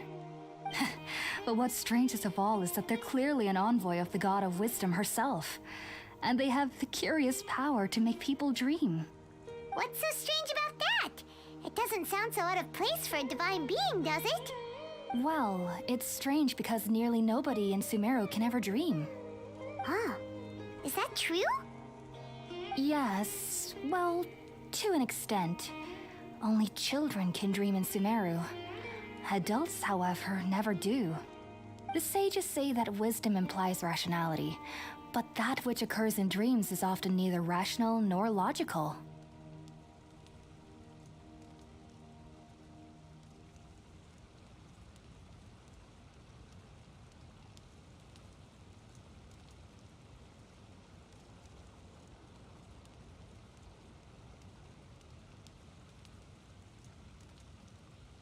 Yes, if one struggles with anxieties, those emotions could influence their dreams. The fact that the people of Sumeru do not have dreams is seen as a blessing by the sages. They believe that Greater Lord Rukkhadevata, the god of wisdom, is keeping us away from the foolish delusions you encounter in your sleep. I was born into a family of scholars in Sumeru City. Ever since I was a child, my parents would always tell me that I'll know I've grown up once I stop dreaming. I studied hard, enrolled as a student in the academia, and went on to become a researcher. Sure enough, I never dreamed again. But then, on the day I scared the little Aranara, I suddenly saw a dream again. It was incredible. Though I don't exactly remember what I saw, I clearly recall the feeling. I suddenly felt like I was a child again. Back then, I was foolish and ignorant as any youth would be, but I was free of fear. Maybe dreaming isn't as bad as we've made it out to be. Just be sure not to speak of this if you travel to Sumeru City. They'll look at you as if you've lost your mind. So, do you have any thoughts about the things he saw when he connected with Irminsul? Sorry, I'm afraid I don't have any answers as of now. All I can say is that what you saw is a memory contained within Irminsul itself. World forget me. What could that possibly mean? If only I could ascend past Satyavada life and begin Paripurna life, I might have some more answers for you. If you two are ever in the area again, please be sure to come and see me.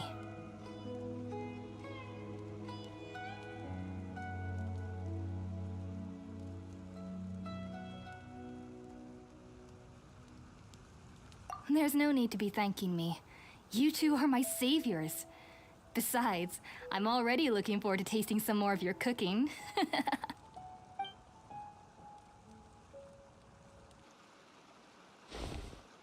that we know Hypatia is alright and had the chance to ask her some questions, Paimon thinks it's about time to head back to Gandharvaville.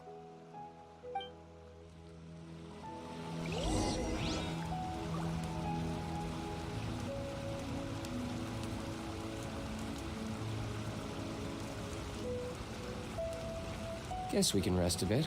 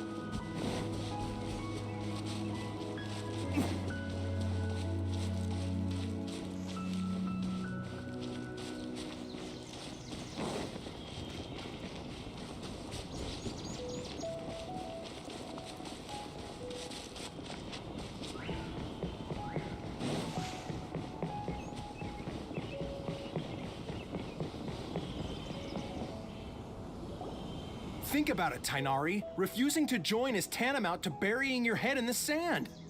I understand that you're a forest watcher and that it's your duty to combat the effects of withering zones, but isn't it evident that such work is not a lasting solution to the problem?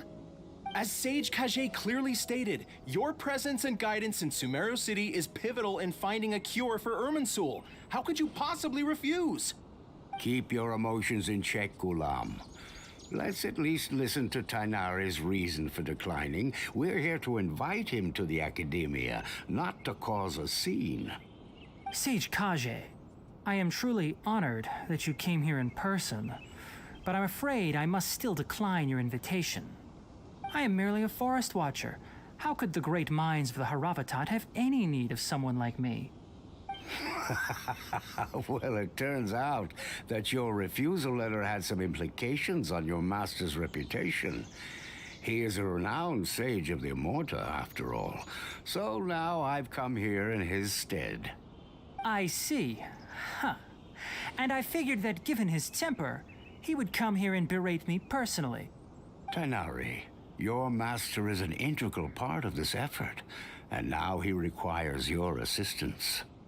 And what exactly does my master need of me, Sage Kage? You'll know once you've arrived in Sumeru City, that is. And how long will I be required to stay? There's no definite answer as of now. Do you mean to tell me that despite coming all the way here to Gandharvaville, you still can't answer the questions I laid out in the letter to my master?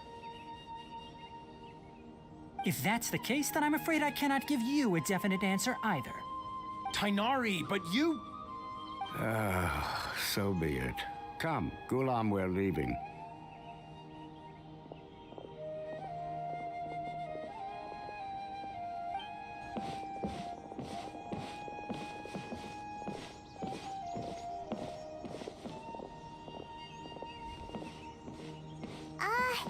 Tainari, what was that all about? It's nothing. Some people from the Academia wanted me to go to Sumeru City to assist them with a project, but I had to refuse on account of all my responsibilities here. But all that can wait. How did things go with Hypatia? It was quite the eventful trip, but the main thing is that she's safe and sound. She answered a bunch of questions for us, too. Very good.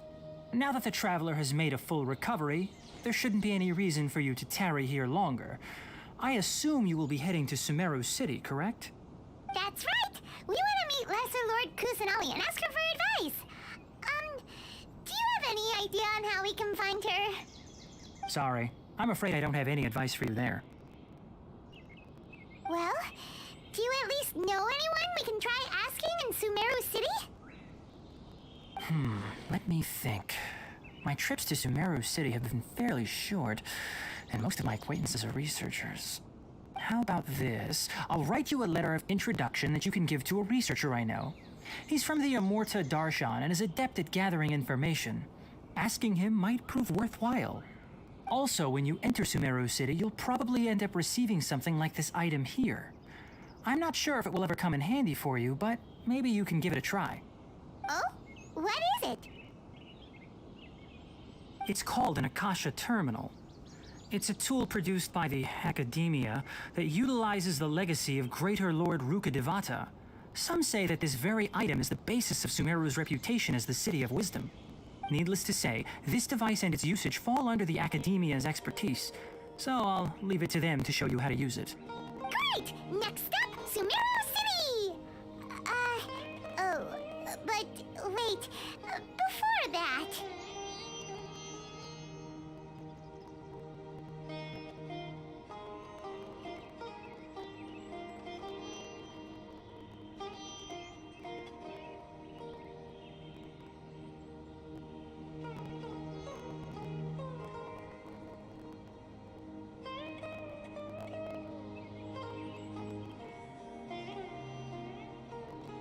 That's right! Tainari, we have something important to say to Kale before we leave. Is she doing better now? Yes, she's doing much better. After being confined to her bed all this time, I thought a little walk would do her some good. Last I saw her, she was taking the path towards the North Crossing. She knew you two would be leaving soon, so she must have wanted to see you off. Thanks, Tainari. All right, let's go. Farewell, and good luck to you both.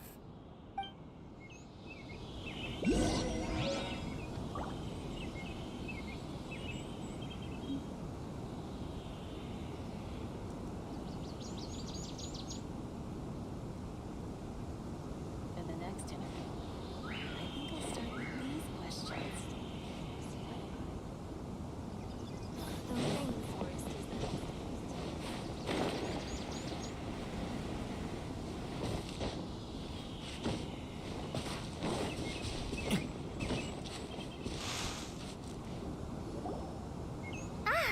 I've been waiting for you two.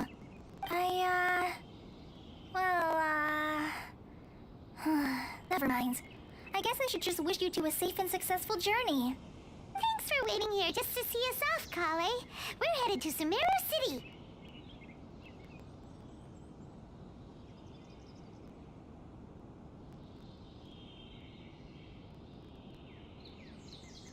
Don't worry about me. I can take care of myself. My condition won't be getting in the way of my duties. I want to be a forest ranger after all. It's up to me and the others to protect the rainforest here. And, I'm sorry. I should have told you both about my condition when we first met. I just wanted you two to treat me as a normal friend, not some girl that needs your sympathy. But I guess now I understand that the most important thing is for friends to be genuine with one another. There's no need to apologize, Kale. We should be thanking you for trusting us enough to be your friends and sharing your past with us. We're probably still gonna worry about your condition, but that's because we're friends and we care about you. Thank you. It means a lot. Before you leave, I have something for you. Oh? What is it? It's my recipe for pita pockets. I told you that I'd give you a copy, remember? My handwriting is a little, messy, so please don't laugh. Yay! Thanks, Kale. Now we can eat those scrumptious little pitas whenever and wherever we like. I hope that whenever you eat them, you'll both remember your time here in Gandharvaville.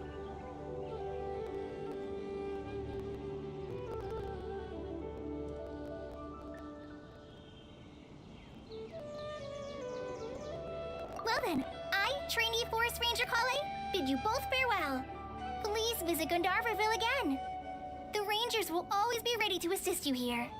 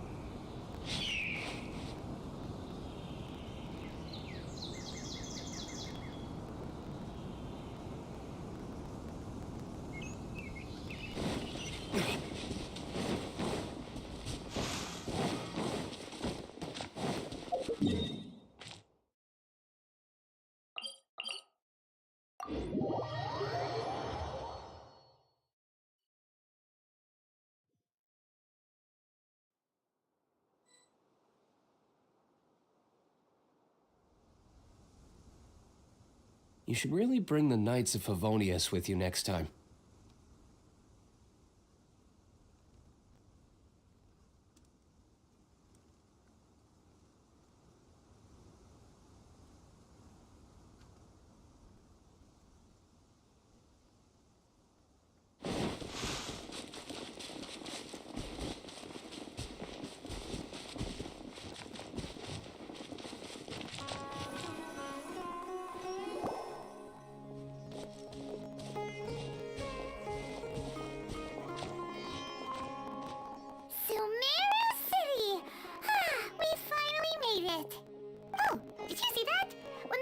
The city, something on their heads lit up. One moment, please, you two. It appears this is your first time visiting Sumeru City. Oh, yeah, that's right. But how did you know that? Because there's currently no information on either of you in the Akasha. But no need to worry, that won't prevent you from entering the city. In fact, the Academia conveniently provides each traveler to Sumeru City with a device. Perhaps you too have heard of the Akasha before. It's our beloved Greater Lord Rukkhadevata's lasting legacy, a treasure trove of collected knowledge. After centuries of tireless research on the Akasha, the Academia created one of its most ingenious inventions, the Akasha Terminal. As long as you are within Sumeru's borders, you may use an Akasha Terminal to connect directly to the Akasha and access any knowledge you need.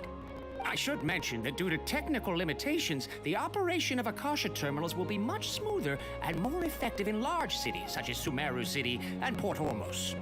Oh, so this is the thing that Tainari was telling us about. It sounds pretty amazing. You two are quite fortunate. Until recently, it was standard practice to only issue Akasha terminals to outlanders who spent an extended amount of time in Sumeru.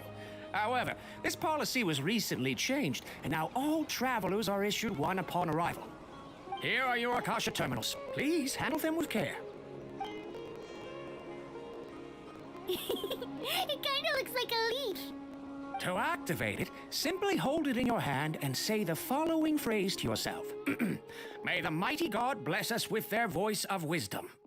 Oh, since this little doodad lets you access knowledge, maybe we can use it to find a way to meet Lesser Lord Kusanali. Let's give it a try. Ahem. May the mighty God bless us with their voice of wisdom.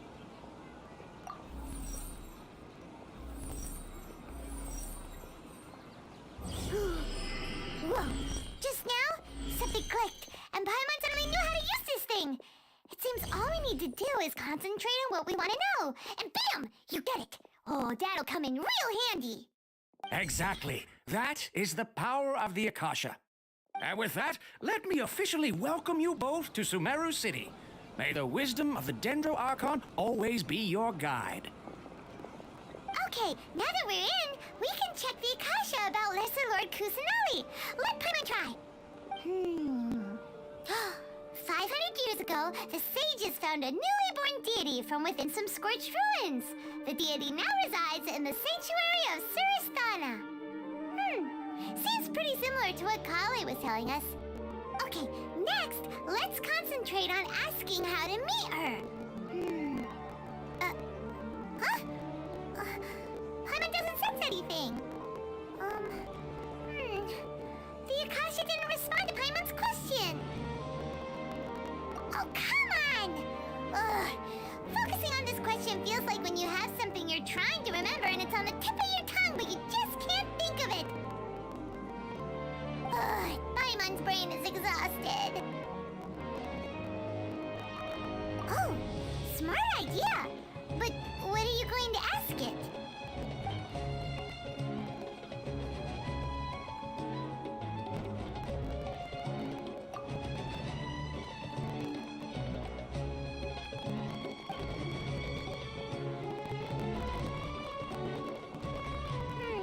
You too? Well, glad it's not just Paimon.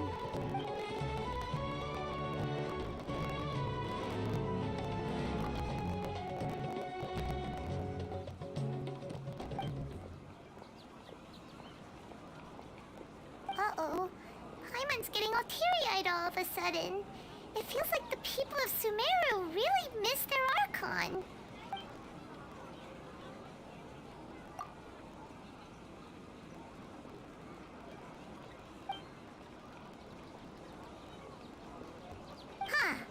Could it be because we're Outlanders and we've only just arrived in Sumeru? You know, maybe we're not qualified to receive an answer to this sort of question or something. Well, seems no matter which way we try, we can't find anything that'll lead us to Lesser Lord Kusanali. Guess our only choice now is to try meeting with the researcher that Tainari recommended. He's from Sumeru and even has a position in the Academia. Maybe he'll be able to access more info from the Akasha. Let's see. Tainari wrote an address on the letter's envelope.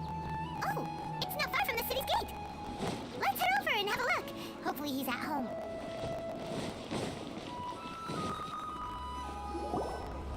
Hello, are you Rohawi? Yes, that's me. Can I help you? Great. You see, Tainari sent us here and... What? Tainari? Please, there's no need to say anything, really. Sure, I admit that the article I published last month wasn't my best work, and maybe the data didn't produce the most convincing results, but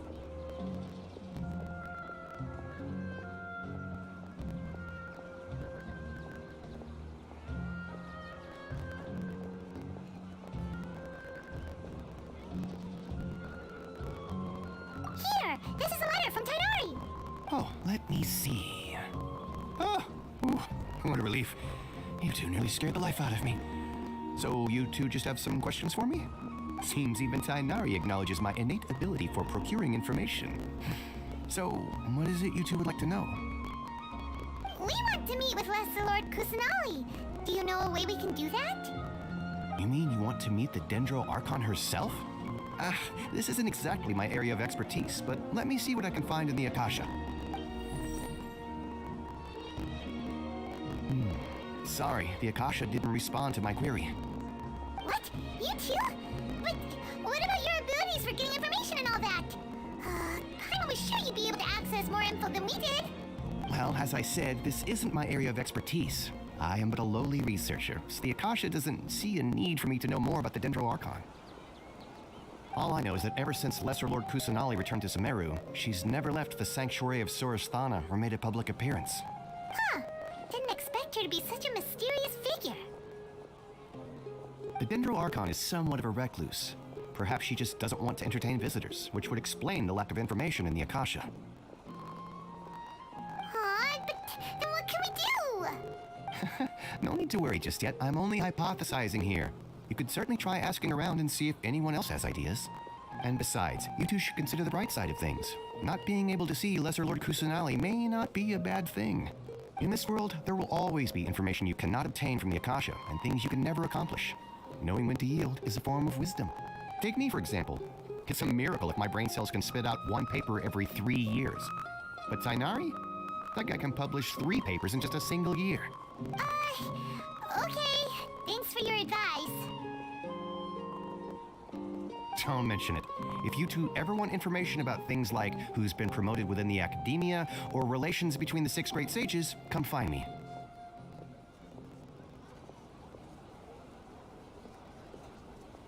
Hey, come on. This is a survival skill at the academia.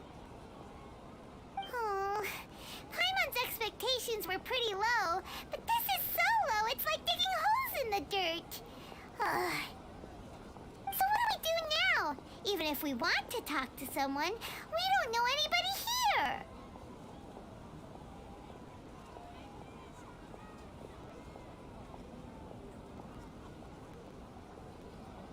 Huh? Like who?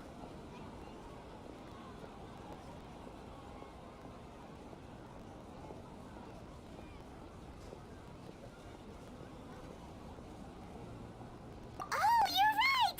Catherine! The Adventurers Guild has its own intel network. Let's hurry and find her.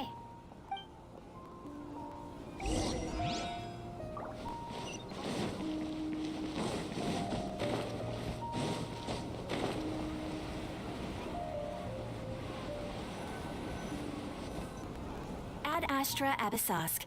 Hello, Traveler and Paimon. Catherine, we need your help with something. Understood. The Adventurers Guild is always ready to serve you. With what do you require assistance? We want to meet with Lesser Lord Kusanali. Do you know a way we can do that? You two wish to meet with Sumeru's Archon. Understood. Please wait.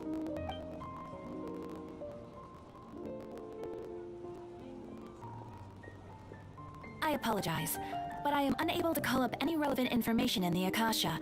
I'm also unable to locate any pertinent information in my personal memory. Another dead end. Well, if Catherine can't help us, then we really don't know anyone else to ask now. Please do not worry.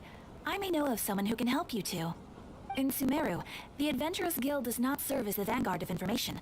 Rather, there are numerous active mercenary groups collectively known as the Eremites. They take on various contracts and work all across Sumeru, so they naturally accrue intelligence. An Eremite brigade called the Corps of 30 is in charge of Sumeru City's defenses. Not only are they the oldest brigade, but they're responsible for managing and coordinating the affairs of all other mercenary brigades. Corps of 30? What a weird name. Supposedly, they are named as such because their ranks numbered 30 at their inception. Asfand, an advisor with the Corps of 30, maintains good relations with the Adventurers Guild. Though he's already retired, he and his words carry great weight within mercenary circles. If you'd like to get in contact with him, you can find him at the Corps of 30's headquarters, the Citadel of Rexar. You're welcome. I wish you two the best of luck. We look forward to your exploits in Sumeru. Alright, off to the Citadel of Rizzo we go!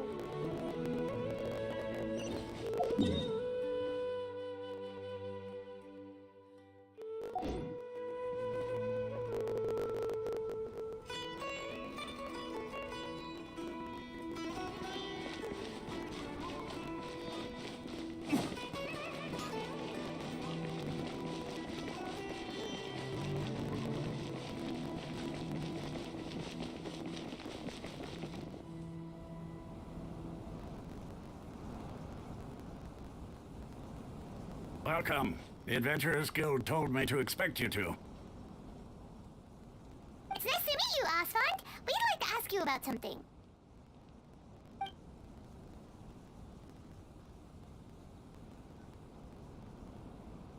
I see. So, Catherine's the one who sent you this way. Ha! It's true that the Eremites network is vast, but even I can't help you meet the Dendro Archon. Wait, seriously? That's it? Afraid so. The Eremites aren't terribly religious, so we don't know much about divinities. As far as the Akasha goes, we can access even less than you. We originally came from the desert. The gods there died off long ago. Since those days, we've used our own two hands to carve out a living. We don't beg gods for their aid. It isn't just us, though. If you ask me, I think most in Sumeru aren't interested in Lesser Lord Kusanali. Oh? Why's that? Just take the Academia, for example. They're the ones who truly rule Sumeru. Although they believe in gods, most of them only care for the late Greater Lord Rugadavada. In their eyes, she was the one who founded Sumeru and gifted us with the Akasha. Lesser Lord Kusanali just happened to inherit her legacy. Because of the Academia's influence, most citizens are more familiar with Greater Lord Rugadavada and hold her in greater esteem. Not to mention that Lesser Lord Kusanali never makes an appearance, and the Academia never announces anything about her. As far as the people of Sumeru are concerned, she's just a god that exists. And that's all. Really? Aw. After hearing all of that, Paimon sort of feels bad for Lesser Lord Kusanali. Ha! But who knows? We're all just guessing when it comes down to it. Besides, I'm sure the God of Wisdom doesn't worry about her reputation among people like us. All right. Well, thanks for the info, Osfond. No problem. Always happy to help out the Adventurers Guild.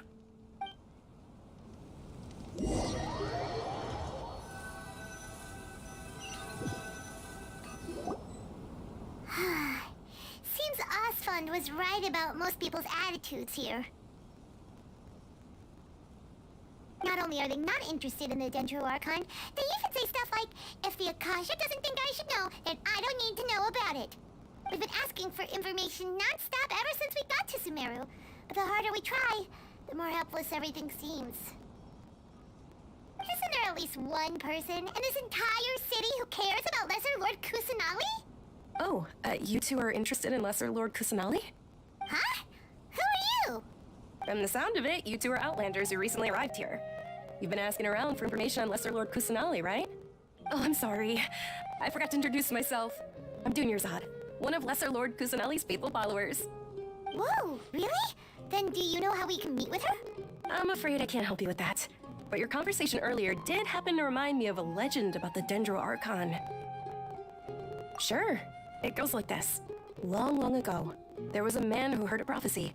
It predicted that a great calamity was about to befall him. Panicked by what he heard, the man sought out the Dendro Archon in hopes that she would bless him with the wisdom to help him escape his predicament. The man journeyed across deserts and through rainforests and experienced tribulations of every kind. However, he still couldn't find any trace of the Dendro Archon.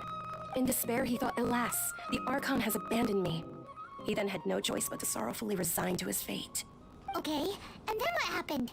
And then, the calamity came. But to his own surprise, the man felt somehow emboldened by the trials of his journey. By relying on his own strength, he managed to overcome the adversity. At that moment, a bird perched upon his shoulder. This bird was, in fact, an avatar of the Dendro Archon. She said, "O Archon Seeker, do you now understand? She and her wisdom have long been found by you." Along your journey, we were in every flower and blade of grass, every ray of sparkling sun, and every breath of dancing wind. So long as you continue to think and ponder, we'll be wherever you go.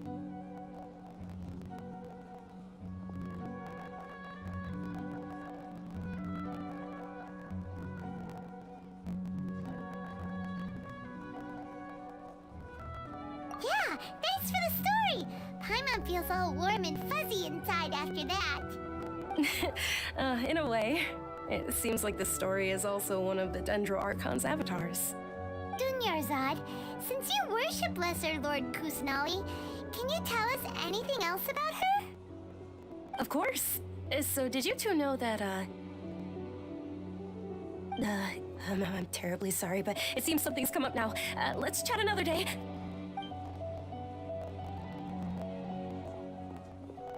Hey, wait! What the heck just happened? It looks like they're searching for someone. Dunyarzad was acting super nervous just now. You think they're looking for her? This stinks! We finally managed to find a lead about Lesser Lord Kusanali! We can't let them get in the way now! Let's see if we can get rid of them. Then we can catch up with Dunyarzad! Hey, have you two seen a brown-haired girl wearing a purple top and a long blue dress? We're looking for her. Did she have bandages wrapped around her wrists? Yes, that's her. Did you see which direction she went?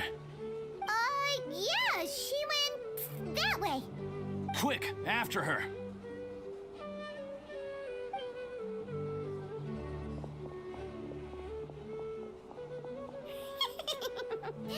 That should keep him busy for a while. Let's hurry and find Dunyarzad.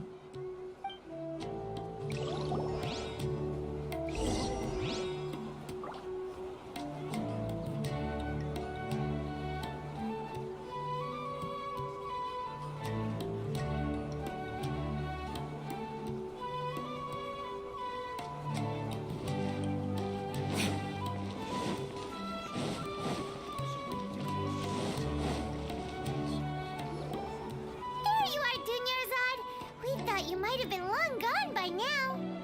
Oh, it's you two. Oh, you startled me there. You can relax now. We threw those people looking for you off the trail. Really? Thank you so much. Unfortunately, I believe there's still more of them out there looking for me. Uh-oh, looks like there are some coming this way. Huh? More of them? Then what are we standing here for? Run! No, wait, my body isn't in the best shape. It's difficult for me to run.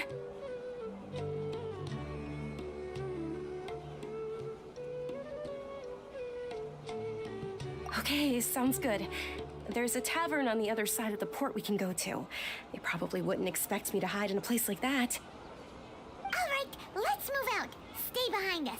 We'll keep an eye out for anyone looking for you.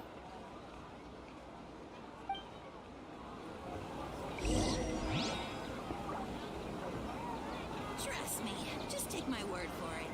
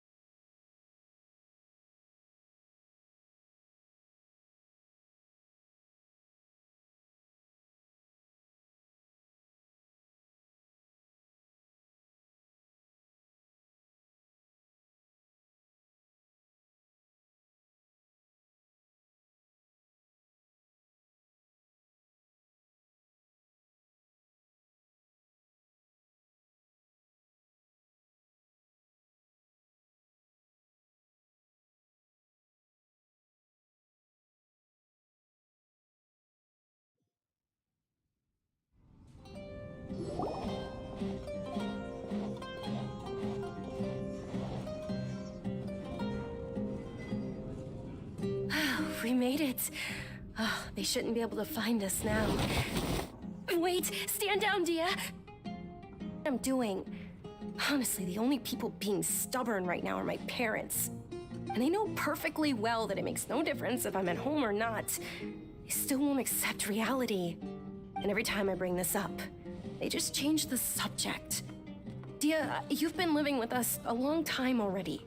This should be old news to you. Dia, I know it hasn't been easy for Mother and Father, and I'm grateful for everything they've done for me. But there's someone else in this world I'm also grateful to. Because she saved me. The love I have for her is the same I have for my parents. This is my life and my last chance. So I want to do something meaningful.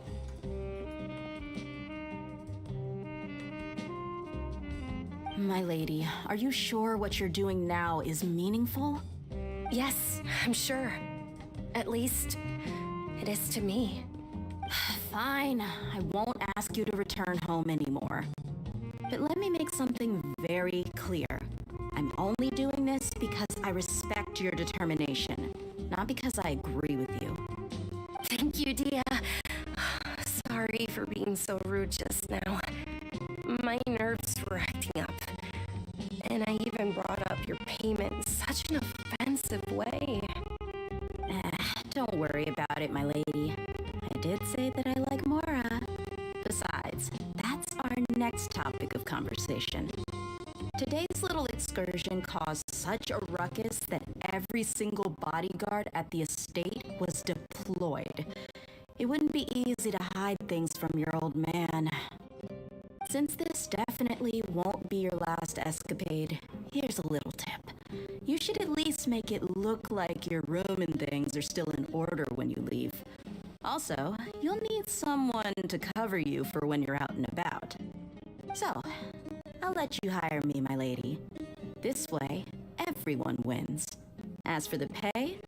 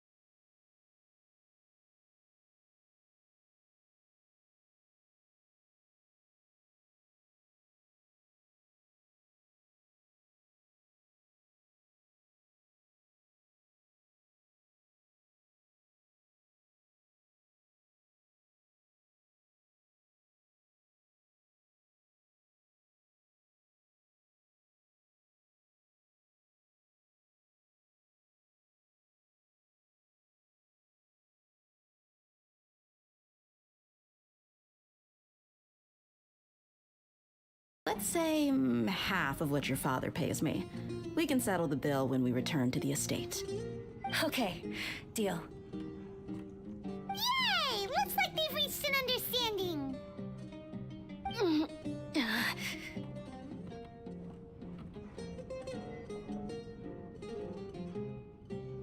Dia, haven't seen you in nearly half a year.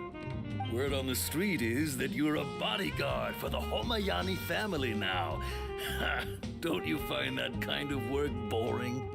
Nah, you get used to it. How about a menu over here? You got it, huh? Isn't this little Miss Homayani herself? We don't get to serve personages like you very often. We'll be sure to prepare our very best. Thank you, sir, but there's no need. I don't have a lot of Mora on me, and I really ought to save as much as I can. But please bring these two the best food you have. They're my new friends, so I want to be a good host for them.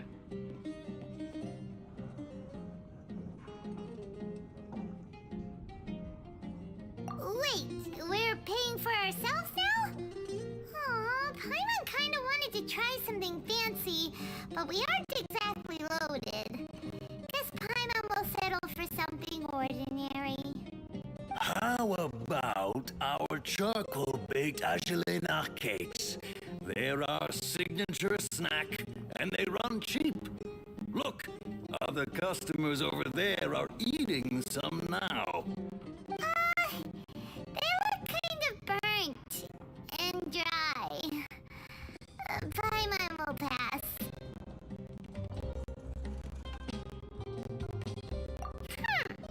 What do you have against my slime dishes?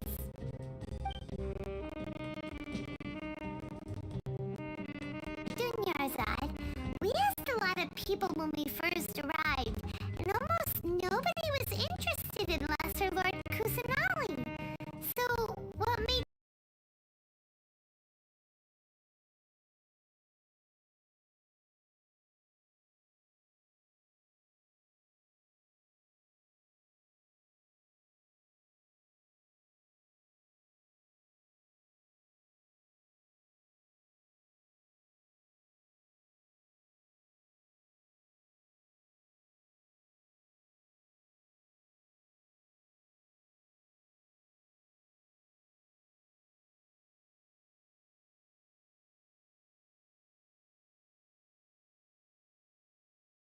do you want to follow her?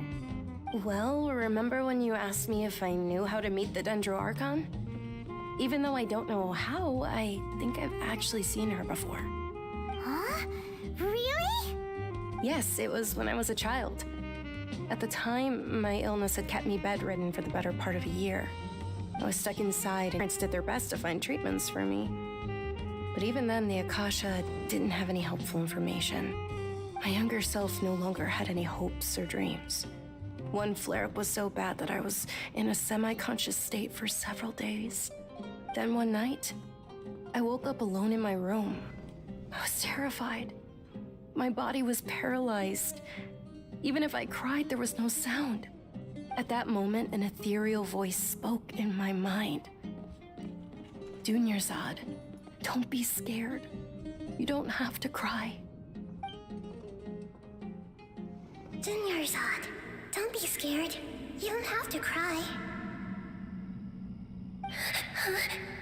Who are you? How do you know my name? How do I explain this? You might not be able to understand, but actually, I know everything about you.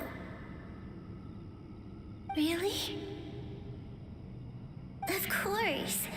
I know that you're scared of thunder, that you hate taking medicine every morning, and that you love counting the petals on your mom's skirt.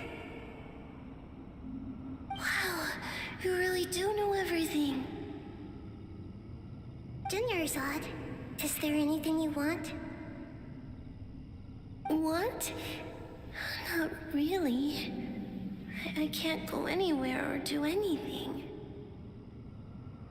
Huh? But aren't you a child? All children have wishes. Tell me what you want, and maybe I can make it happen.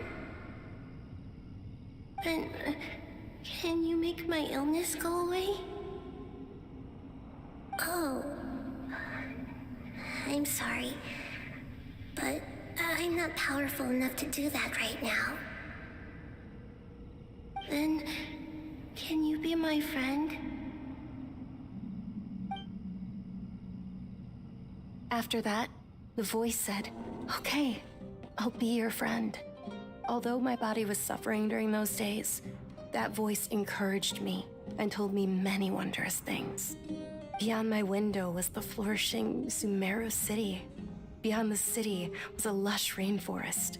And beyond that was the wall of Samiel, deserts, and all of Tevat. Once I finally made it through that bout of illness, I couldn't hear that voice anymore.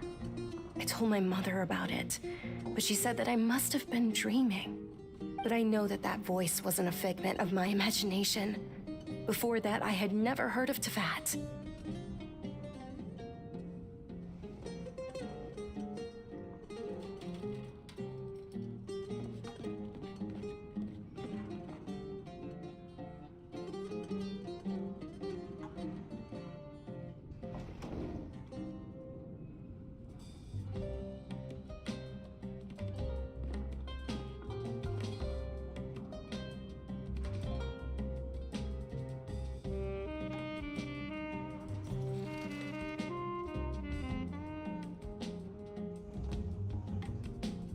Yes, for sure. If it weren't for that voice, I would have never grown curious about the outside world, nor would I have learned how to read and enjoy so many books. That voice sparked a desire for wisdom. It had to have been the Dendro Archon. I've been hoping for a chance to repay her kindness. In fact, I was running around today to help prepare the Sub-Zero's festival for her. What's the Sub-Zero's festival? It's Lesser Lord Kusanali's birthday, which was the day that she was found by the sages. It's actually an old holiday that originally celebrated Greater Lord Rukkhadevata's birthday. When she passed away, the holiday eventually became a celebration of the Lesser Lord's birthday. I heard everyone was overjoyed when they welcomed her back to Sumeru. In those days, the festival was a huge deal. But because of the Academia's influence, people have gradually lost interest in the festival. The Academia actively participates in Sumeru's many holidays dedicated to Greater Lord Rukkhadevata. But when it comes to the Sub-Zero's festival, forget any funding. They practically act like it doesn't exist. Maybe they see Lesser Lord Kusanali's birth as confirmation of Greater Lord Rukkhadevata's death, so they're reluctant to celebrate it. Aw, but that's awful. It is. It's absolutely terrible. Sure, the Greater Lord founded Sumeru, but hasn't Lesser Lord Kusanali been the one quietly protecting us for the past few hundred years? Just remember that we're still out in public. Don't get too carried away now. I know that people over by the Grand Bazaar still hold the Sub-Zero's festival to this day, but I hadn't met any of them before, so I was never able to contribute. But recently, I made a friend there who also follows Lesser Lord Kusanali. I gave her my savings because I want her to throw a wonderful festival this year.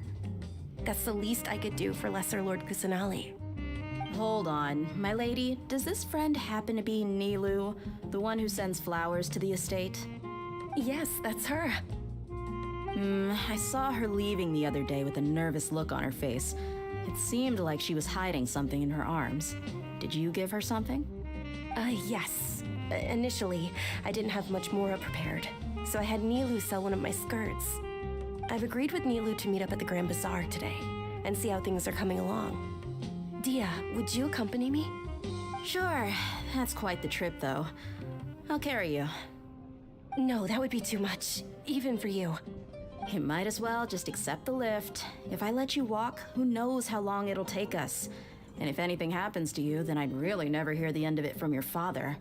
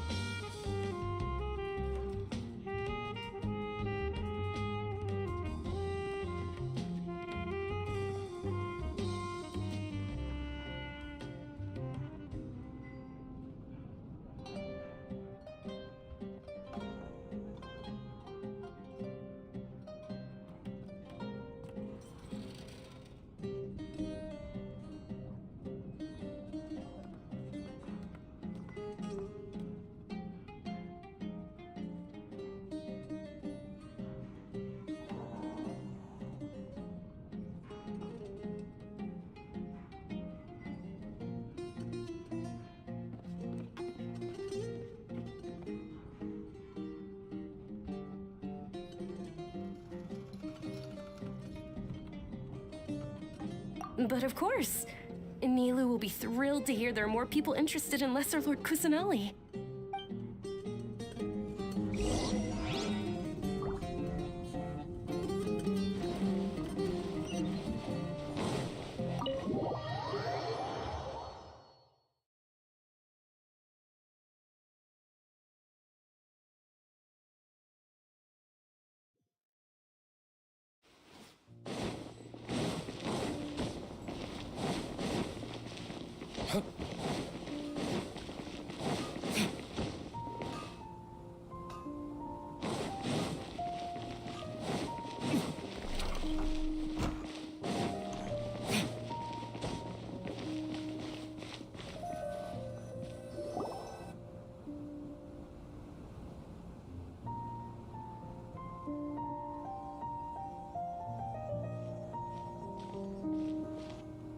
Sorry I'm late, Nilu.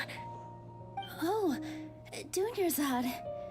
It was taking you so long that I assumed you got trapped at home, but you made it in the end. Uh-oh. But if Dia's here, that means you got caught, right? You could say that, but everything worked out. She's on our side now. Not completely. Oh, and who are these two? Oh, meet the Traveler and Paimon, my two newest friends. They're visitors who just arrived at Sumeru City and are looking for information on Lesser Lord Kusanali. So you're followers from another land? Oh, really?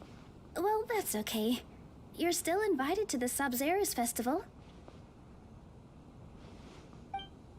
By the way, Dunyarzad, we've already started decorating the Grand Bazaar.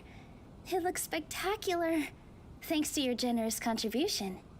You're very welcome. It's the only thing I could do. Do you still have enough Mora? Probably? But don't sweat it. We've already finished renovating the stage. Come on, I'll show you.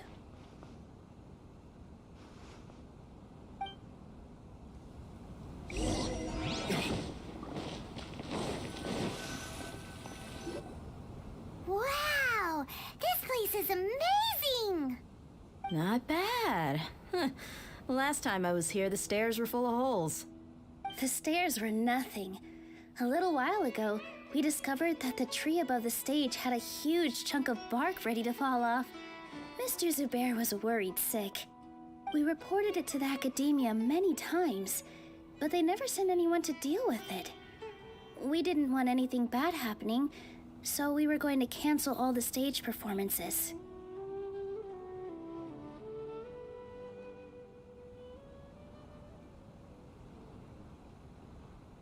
Oh, probably because it was the theater asking.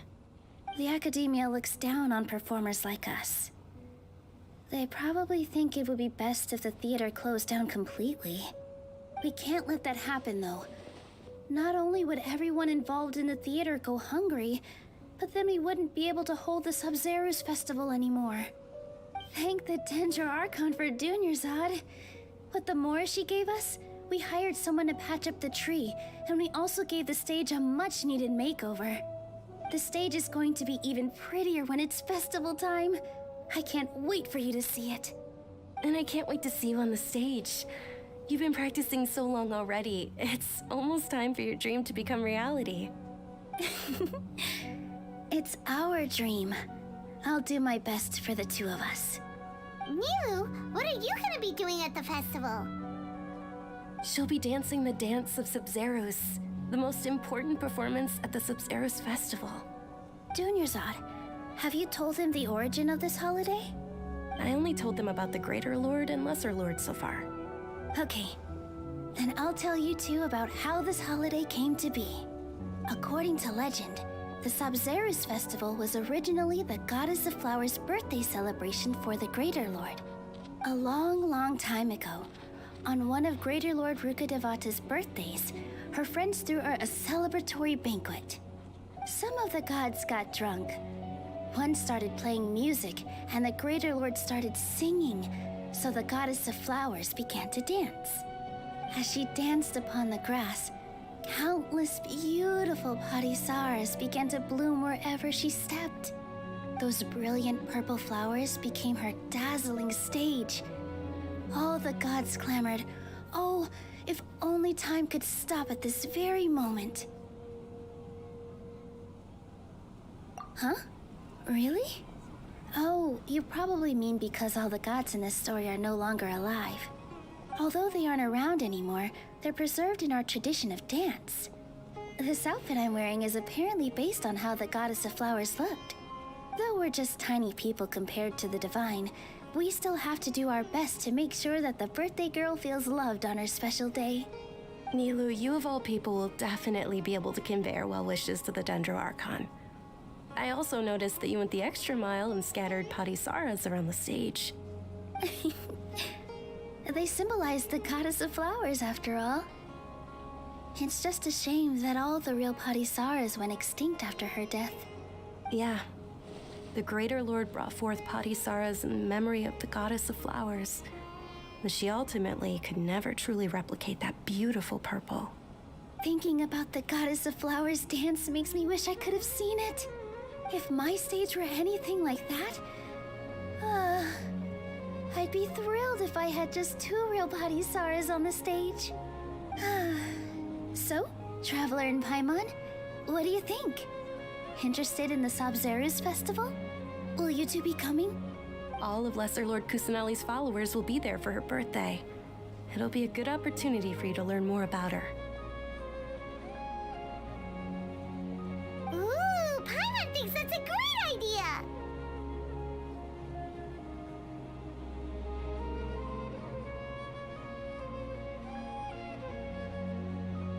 Of course Paimon wants to watch. Those two things aren't mutually exclusive, you know. So how about we all attend the Sabzeruz festival together?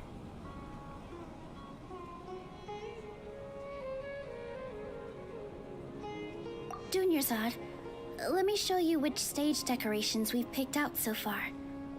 Traveler and Paimon, if that doesn't sound interesting to you, then feel free to explore the area.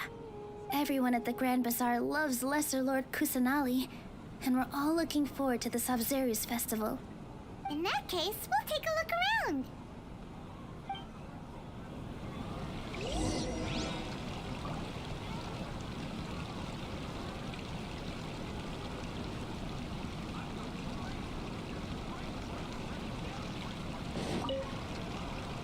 Whoa! What's with your yellow hair? And why do your clothes look so funny? Are you an Outlander? Did you know that the Sabzeruz festival is about to happen? There'll be loads of fun things to do at the festival. But the best part is when Ferris, the Knight of Flowers, passes out candy to everyone.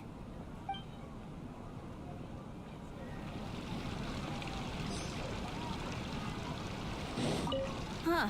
Revamping the stage for the festival couldn't have been easy, that's for sure. I bet this year's festival will be one to remember. I don't know much about the Grand Bazaar, but I do know that the residents here have a penchant for song and dance. 2 things that the academia doesn't particularly approve of. Oh, and the perfume sold around here is a lot better than what you'll find elsewhere. The fragrances are longer lasting and they're gentler on your skin and... I mean, that's what I've heard at least.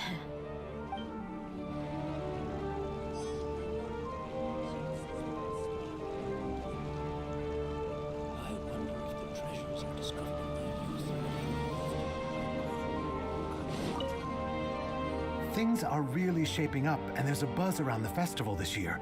We're expecting people from all over to come by this year and buy things during the festivities. Don't be fooled into thinking that Sumeru City has the best of everything. Some festival snacks are only offered here in the Grand Bazaar. And when it comes to musicians, dancers, or singers, the Grand Bazaar's got the best of the best.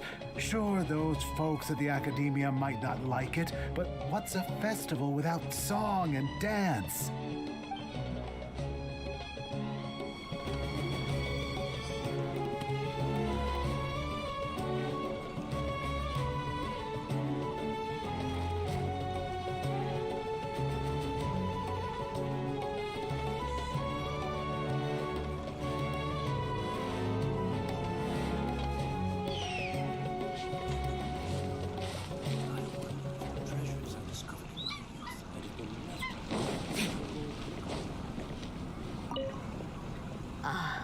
Dancing at the Sub-Zero's festival. You know, I also danced when I was younger. As a child, I even asked my grandmother why we performed the dance for the Lesser Lord when it was originally done to honor the Greater Lord. My grandmother said that Greater Lord Rukkhadevata is a beloved deity and honored by all. And Lesser Lord Kusanali is too. If the goddess of flowers ever knew Lesser Lord Kusanali, then she would certainly have wished to be her friend and hold celebrations for her too. The Sub-Zero's festival has been losing its appeal over the years. That is, until a wealthy benefactor stepped in this year and brought the festival back to life. I heard she forked out a lot of mora to make it all happen.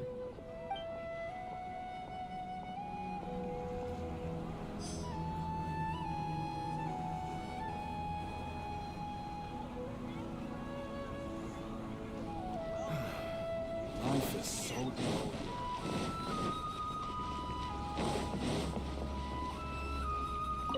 Milu, your outfit looks amazing. There's also something different about you from when we first met up. I thought I'd add a little extra pizzazz to my dress for the festival. See? Wow, did you sew all that yourself? Uh-huh. Sewing is a fundamental skill for everyone in the theater company because we make all our own costumes. Did you know that Mr. Zubair not only can make costumes, but props too? I've noticed that you can't keep your eyes off that crown over there. Would you like to try it on? May I? Of course. The legends say that the goddess of flowers had beautiful horns on her head, so this crown was made to reflect that.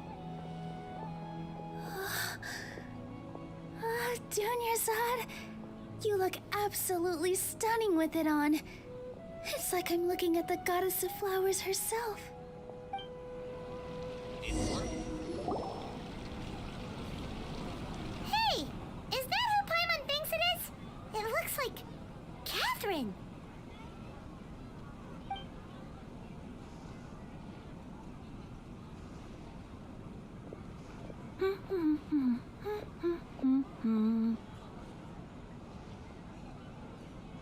Huh. Come to think of it, Paimon's only ever seen her behind the counter at the Adventurers Guild. This is the first time we've ever seen her taking a break. Hey, Catherine! Huh? Oh, hey! It's the Traveler and Paimon! What's shaken? Whoa. Break time Catherine sure sounds a lot less formal than usual. Paimon was still waiting for her to say Ad Astra Abyssosque. Sure. Standing behind the counter at the Adventurers Guild doesn't require any complicated functions. But saying and doing the same old things over and over again can get pretty monotonous. Like watching the same Fontaine movie day after day. But take you two, for example. You travel across Tevat to enrich your lives and gain new experiences. Well, we enjoy traveling across Tevat and all that, but we're mainly looking for clues about his sister. Yes, you should keep searching. Sometimes the answers we're looking for aren't necessarily at our intended destination. Instead, they're found along the way. Huh. Haven't we heard someone say something pretty similar recently? Anyways, what brings you out here, Catherine?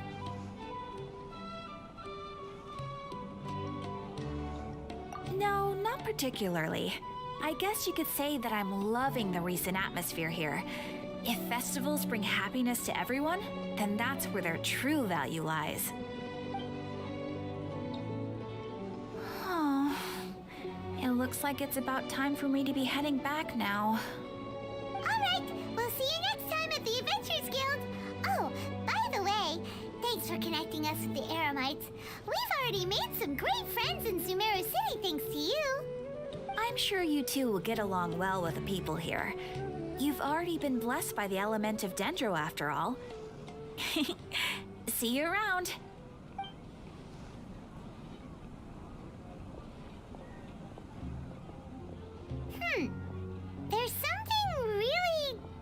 different about Catherine today.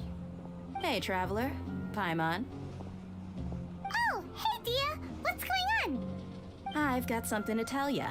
My lady knows you're looking for ways to meet Lesser Lord Kusanali, and she's been trying to come up with a way to help you.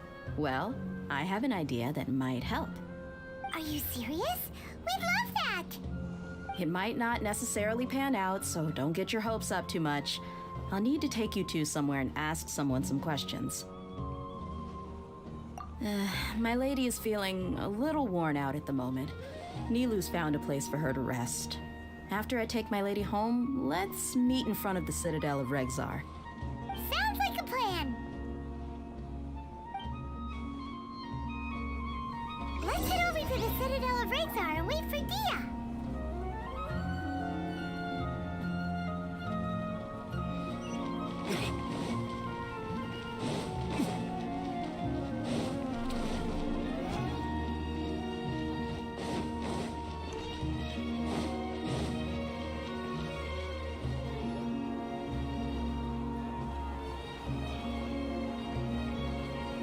Sorry, I'm late. It took some convincing for the master and mistress to believe that Miss Dunyarzad was only sitting in the port for a while because she was in a bad mood. Anyway, I guess I should be thanking you. I haven't seen Miss Dunyarzad that happy in a long time. If it wasn't for you two, she probably would have been caught and dragged back much earlier. You sure sound a whole lot nicer than when we first met, Dia. Who would have thought you had such a soft spot for Dunyarzad? It's called being a professional. I'm a bodyguard, and I work for whoever's paying. Look, Dia's blushing.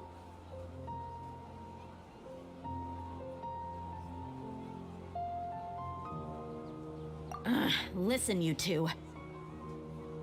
I don't expect to be working for Miss Dunyarzad very long, but I hope to finish things on a positive note if possible. Let's cut the chit-chat and head into the Citadel. We'll see if the person I know has a way for you two to meet with the Lesser Lord.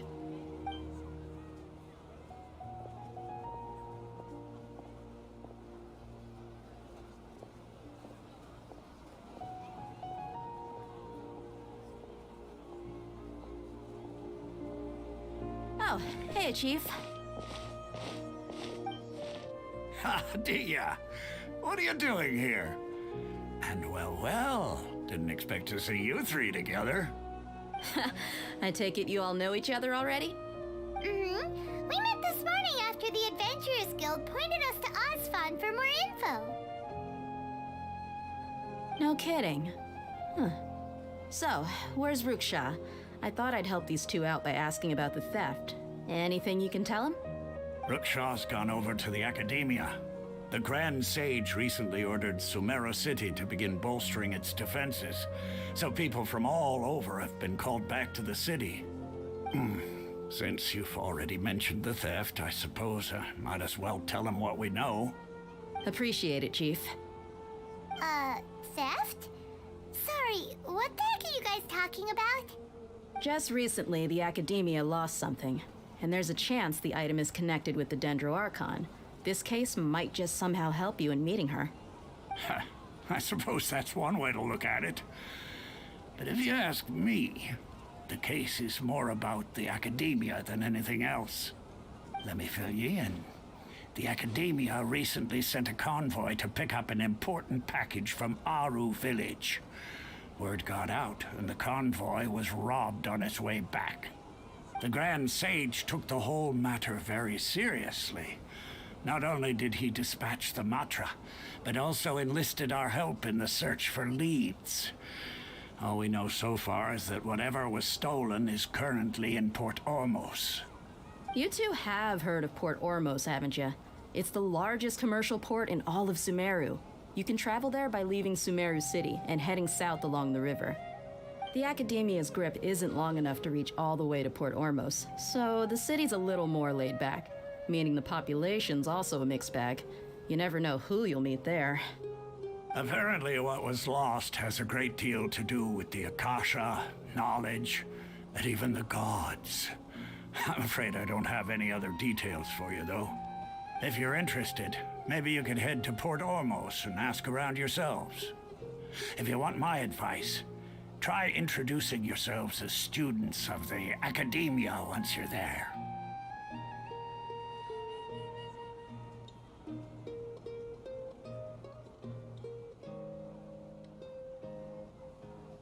Are you serious, Chief? All the academia students are in Sumeru City, you know. Why should they pretend to be students in Port Ormos? If you're all so interested, just go there and see what happens. Count me out. I've got plenty of work to do here for the Homayani family. And take it from me, if you two really do decide to visit Port Ormos, you'd best watch your backs. Let's just say that the Eremites there aren't nearly as friendly as those here in Sumeru City. There are even some extremists who go around shouting slogans like, "Retake Sumeru for King Deshret." Word is that more and more are joining their movement. They're becoming a real headache for Chief and the others. You bet they are. King Deshret's been dead for thousands of years. Now they start spreading rumors of his return. Ridiculous. Not everyone's like you, Chief. Even the desert natives who abandoned their homes in the wilderness still wish to have a god of their own. Well, Traveler, that's about all the information we have for you. Thanks, Dia, and you too, Osfond. Since we've gathered all we could for the moment in Sumeru City, let's head to Port Ormos and see what we can find next. Miss Dunyarzad is looking forward to seeing you both at the Sub-Zeru's festival, so be sure to get yourselves back here in time for that.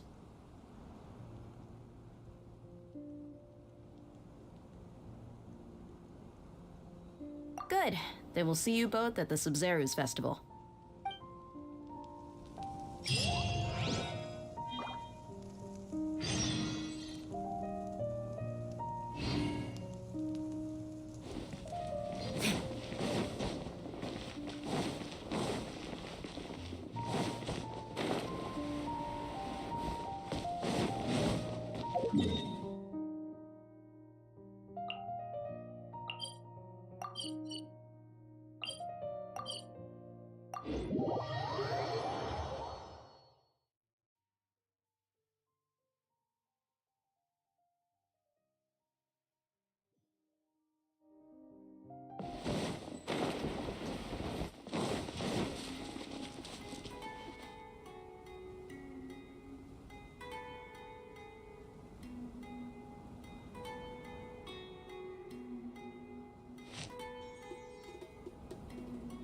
Come and have a good look yourself. Traditional spices of the highest quality, made with pride and experience. You've got a deal. I can't thank you enough for always looking after my business. Believe me, I'm not making this up. Several Eremite mercenary groups are nearly in open conflict, but does the core of 30 care? And that's not all. Did you know that... Wow! Talk about hurly-burly! This place is busy! Guess that's only to be expected for the largest port in Sumeru. Maybe it's because of what Dia told us earlier, but Paimon can't seem to shake the feeling that there's also danger lurking in these crowds. Ooh. Let's get our bearings so we can start looking for leads. We know that whatever the Academia lost is related to the gods. But other than that, we don't have much else to go on. Osfun told us to try posing as Academia students while asking around. Paimon checked the Akasha on the way here, and the Academia doesn't seem to have any research facilities in Port Ormos. Paimon doesn't get it. Won't we look even more suspicious going around saying we're Academia students and asking about the stolen item? Well, given all the people that come through here every day, if there's any information to be found, Paimon bets we could find it in the market. Let's ask around and see what we come up with.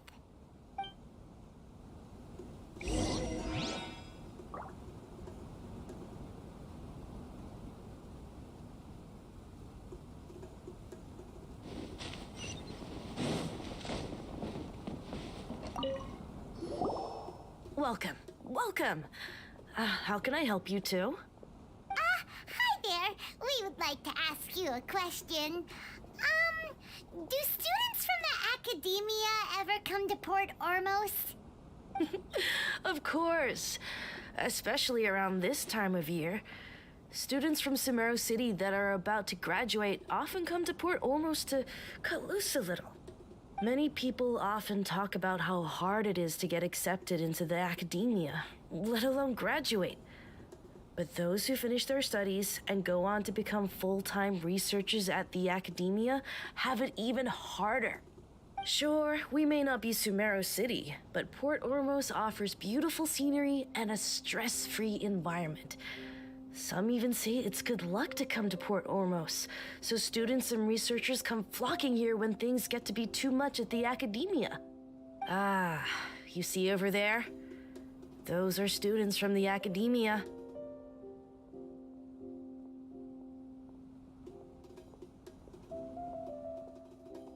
They've been looking worried and miserable ever since they got here a few days ago. If you ask me, the life of a merchant is better. So long as the Akasha teaches us what we need, then life is good. Those students seem to be discussing something. Let's see if we can listen in.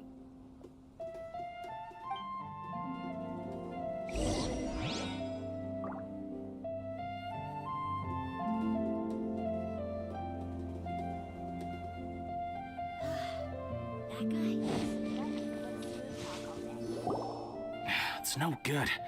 I've tried asking around, but I haven't been able to learn anything useful. Not to mention that a bunch of scary-looking Eremite— There's been a lot of fighting between the different Eremite factions in Port Ormos. If we choose to move on our own, then it would be wise to steer clear of them. Especially the group that's constantly shouting some stuff about King Deshret and some resurrection. I've even heard that the Citadel of Regzar is starting to get fed up.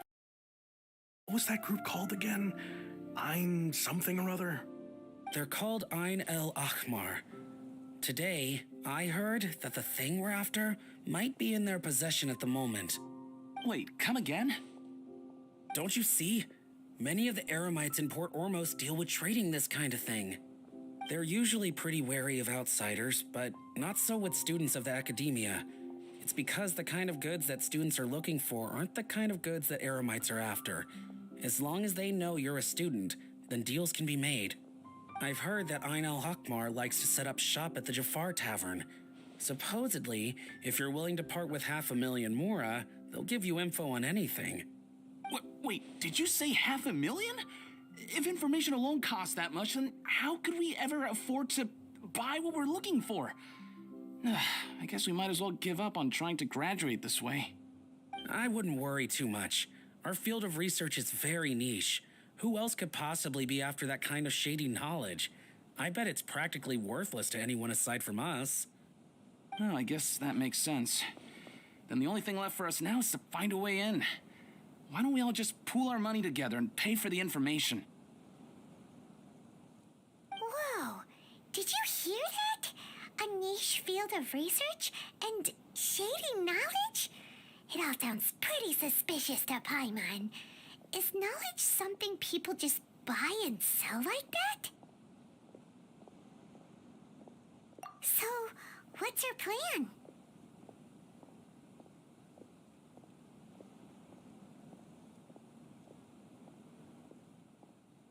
Wait, didn't you hear what they just said?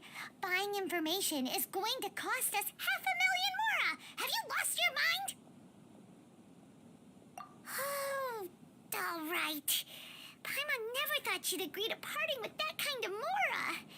But if you know what you're doing, then we should give it a shot.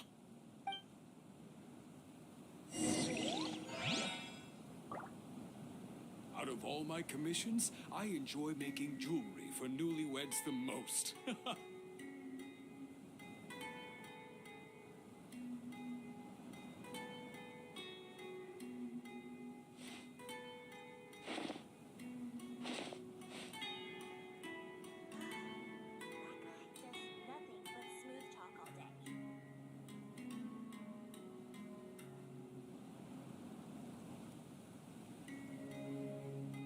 Out of all my commissions, I still have a lot to do with the guild. How about you take a rest while I go back?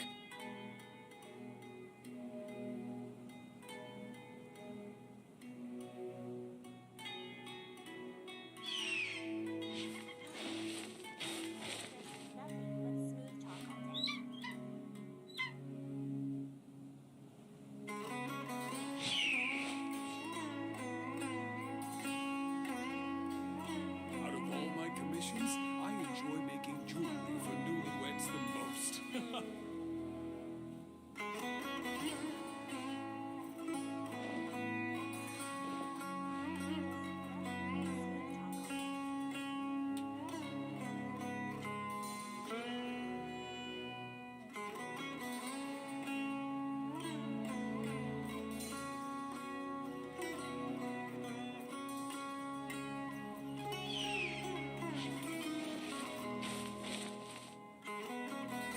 Out of all my commissions, I enjoy making jewelry for newlyweds the most.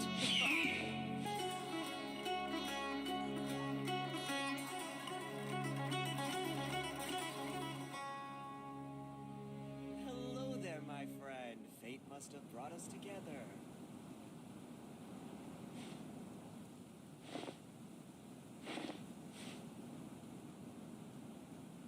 Out of all my commissions, I enjoy making jewelry for newlyweds the most.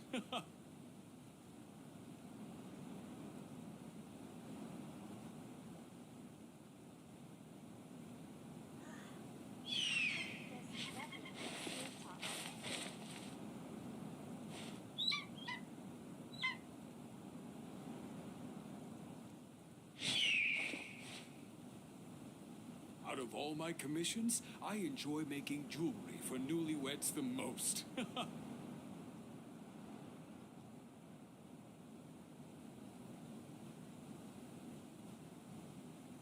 You should really bring the Knights of Favonius with you next time.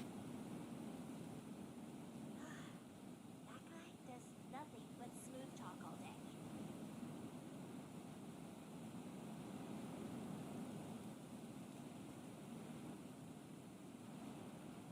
Hello there, my friend. Fate must have brought us together. Out of all my commissions, I enjoy making jewelry for newlyweds the most. That guy does nothing but smooth talk all day.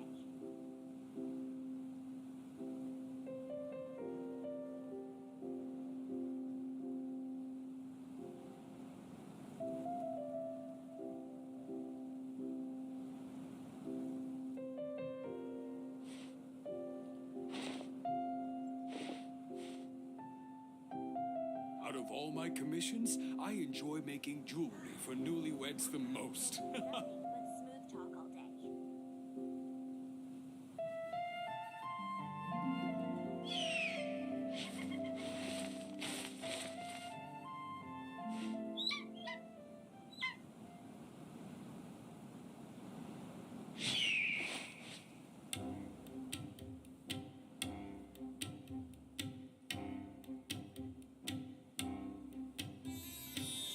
Out of all my commissions, I enjoy making jewelry for newlyweds the most.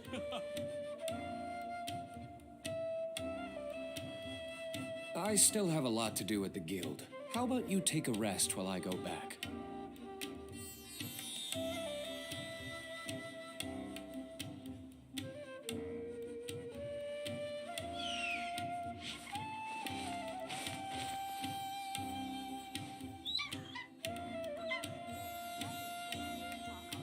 Out of all my commissions, I enjoy making jewelry for newlyweds the most.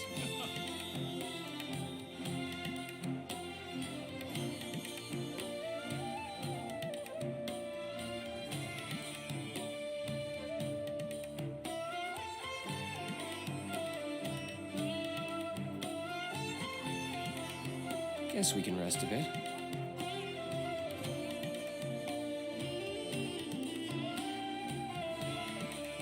of all my commissions, I enjoy making jewelry for newlyweds the most.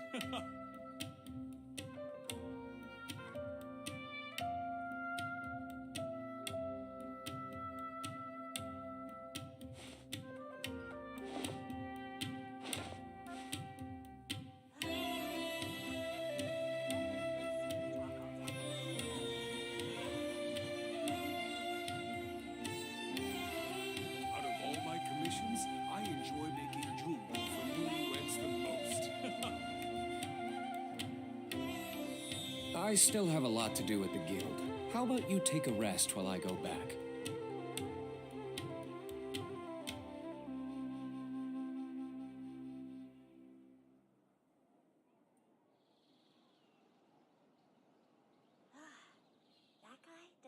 Out of all my commissions, I enjoy making jewelry for newlyweds the most.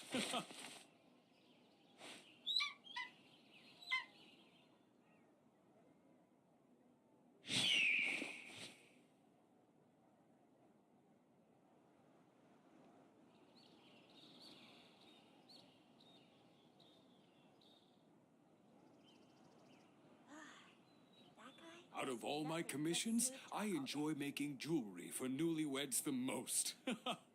You should really bring the Knights of Favonius with you next time.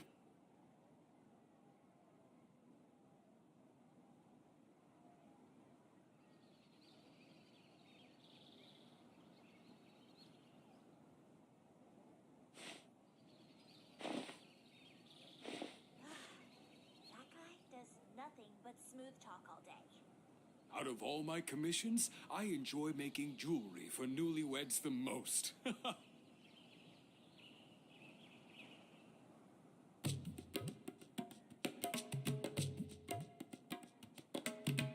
I still have a lot to do at the guild. How about you take a rest while I go back?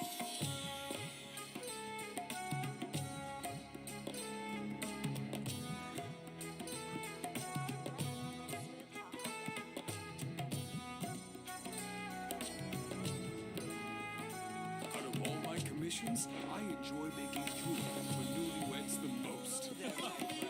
Fate must have brought us together.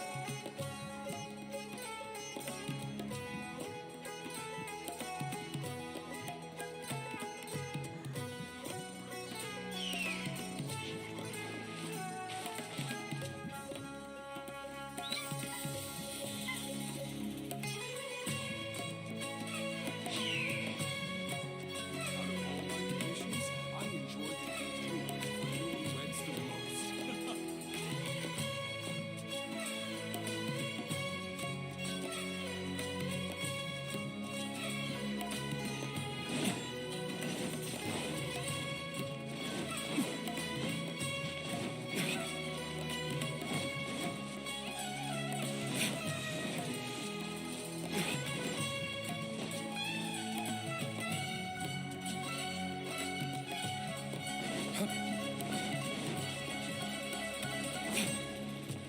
This is the place we heard those students talking about. Let's find a seat somewhere and see if we can spot the group they mentioned.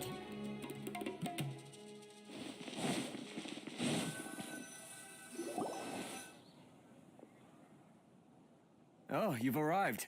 Please take a seat. So, they think that they can go toe-to-toe with the boss? Ha! Once we reclaim the power of King Deshret, they'll be the first that the boss punishes. They're nothing to be afraid of. Our main rival now is the Caracal Battalion. They've also amassed a significant amount of more this time, so we mustn't underestimate them. How can the Caracal Battalion compete with the boss when they're nothing but a bunch of money-grubbing opportunists out for a quick mora? Yeah, with boss's fervent devotion, he'll be able to use this power to bring our god back this time. Huh. All these guys talk about is King Deshret, so they're probably the ones we're looking for. Greater Lord Ruka Devata. That traitor and her followers must not be spared. The day will come when King Deshret exacts vengeance on Sumeru, and all of them shall be punished. Yeah, Paimon was wondering what they meant too. We should ask about that if we get the chance later.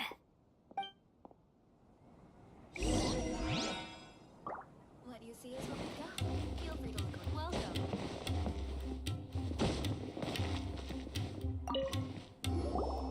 Huh? Who are you? What do you want? A student? What's a student from Sumeru City doing in Port Ormos? Ah, well, if it's info you want, you've come to the right place. The question is, can you afford it? Huh? What is this, some kind of joke? Oh! Sorry! He must have grabbed the wrong amount! Hey, what do you think you're doing? Oh, Paimon can't stand to see so much more ago. But there's no other choice right now. Here, this is the merchant's address. Whatever you're looking for, you'll find it there. Well, what are you waiting for? Oh, that's right! We heard you mention King Deshret just now. We're actually interested to know more because we're, archaeology students!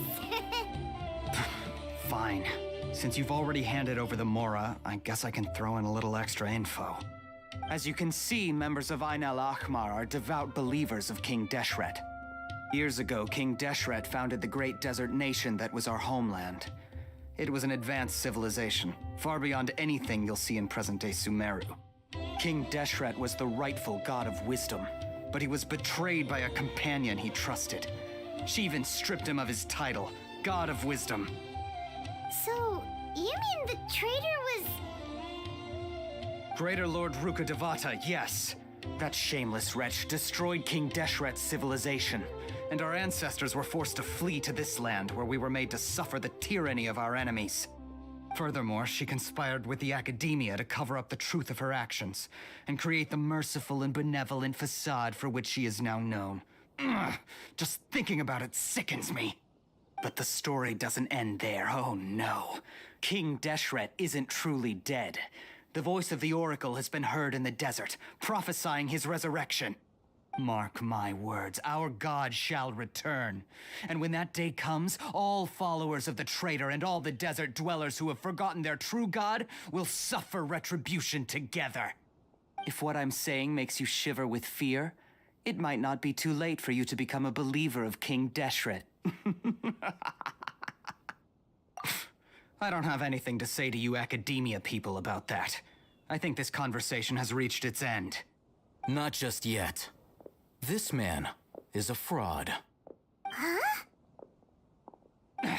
You again? Deranged academia lunatic. Yes, it's me again. I already warned you that if you weren't willing to sit and discuss things with me, I'd take measures to make things uncomfortable for you. Listen to me. That address he gave you is fake. Or at least, you won't find a merchant waiting for you there. This group has been boasting all around that they can provide information on a certain item as a means of luring people into their territory. Once you show up, they keep up the act until they have hard evidence that you want to purchase said item. Then they use that to squeeze you for all the more you're worth. Hey! Shut it all, Hatham! What are you playing at, trying to ruin our business like this, I told you the other day. I wish to discuss my terms with your boss. Ha! The boss made it perfectly clear that he won't negotiate with you. Yes, and in no uncertain terms. But that was then. It does not preclude him from changing his mind in the future. I'm warning you, don't push us, or this could get ugly. We don't usually get rough with people from the academia because it just complicates things. For a lunatic like you, though, we might just have to make an exception. If you're suggesting that we escalate this from a verbal exchange to a physical one, I accept. After all, even the Archons used war to negotiate the ownership of Teyvat. If, on the other hand, we can't agree on any means of negotiation at all, then I'm afraid my next course of action will sting a little more than the mere falling through of a few business deals. I will jeopardize the Eremite's reputation, which I know you value above all else. I am quite confident that if I began to take such action, your boss would willingly approach me himself. However, I fear that by then, some things will have happened that cannot be undone. Also, a word of advice. I suggest you tell your boss exactly what happened here today. Otherwise, he might blame you for not telling him in the future. What did you say? Consider this. Have I ever failed to follow through on my word in the past? This guy is really out of his mind. Okay then. If you really have a death wish, let's meet a week from today. The pier in front of the Pharos Lighthouse, 4 o'clock in the afternoon, sharp. Don't expect us to hold back. Not so fast. First, you return the 500,000 Mora to them.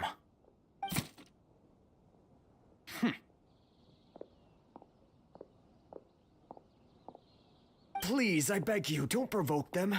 We can't afford any trouble with this crowd. They haven't even paid for their food yet. Ah, Mr. Iman. There appears to be fewer staff in the restaurant recently. This wouldn't happen to be because they're all busy spreading the word to the students, would it? Well... Someone who chooses to do business with a group like that really can't afford to get so flustered the instant someone confronts them about it. Consider the meal compensation for our silence. I'd say you're getting an excellent deal. Whoa, did you see that? He not only got us our Mora back, but sent the Amorites running too! Plus, he seems to know a lot about what's going on around here. Let's catch up with him and ask some questions! He went that way! After him! Wait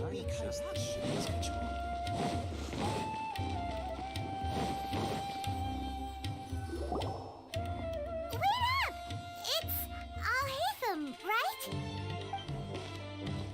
What do you want? No need for thanks. My goal was to get to them, and you two gave me just the opportunity I needed. We're even. Oh, I advise you to keep your distance from them. Since they weren't able to make off with your Mora in the end, they might harass you again in the future. All right. Goodbye. Hold your horses! We still have something to ask you about! Since you tore through their scam right in front of them, you must know the real story about certain something, no? Who exactly are you two? And why are you inquiring about that? A student. Right. Look, you should know that those thugs conducting business with you had nothing to do with your lie. Huh? Oh, yeah! He's really strong! Weren't you saying something about a physical exchange? We can help with that. He doesn't even have a vision. Forget it. Maybe not, but he can still use elemental energy. Otherwise, there's no way we'd go asking for info from from guys like that. Those hot-headed thugs are definitely gonna bring a lot of backup for your next meeting. Even if you don't go alone, you won't regret taking us with you.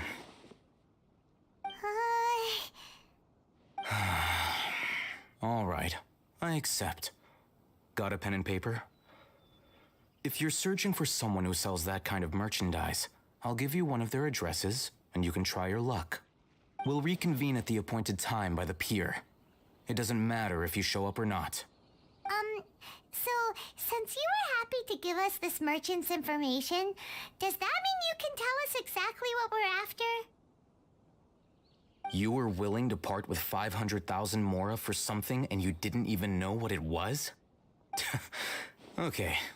Well, if you truly are as skilled as you claim, then you can beat the answer out of them when they become hostile. Look, if you've been making inquiries, then you have to know something by now. Tell me what you know so far, so I don't waste time repeating information. We know it's connected to the academia somehow, and that not only do the Eremites deal in it, but some students want to get a hold of it too. What else? You know almost everything there is to know, but you're unable to compile this information because you've never seen the object before. This is what you've been looking for. Huh? Paimon can't tell what it is. It looks like some kind of ornament. This is a knowledge capsule. To put it simply, it's a vessel that can store a fixed quantity of canned knowledge. It's like a miniature Akasha. Anyone who links it to their personal Akasha terminal instantly becomes privy to its contents. Correct. Anyone. Unlike the Akasha, which heavily regulates who can access what information, knowledge capsules confer their contents without any requisites. That's amazing! It's essentially a convenient and harmless vestibule for knowledge.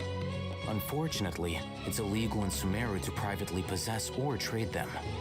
They were created as a means for scholars to transfer knowledge gained from Irminsul into the Akasha, and are intended to be destroyed immediately after use. But despite strict regulations, some of these knowledge capsules will always escape destruction. After all, there will always be those in this world who are dissatisfied with life as designed for them by the Akasha and wish to change their fate. Over the past century, a wide variety of canned knowledge has been leaked from the academia. Now, in Port Ormos, the valuable ones are a means to Mora for the Eremites.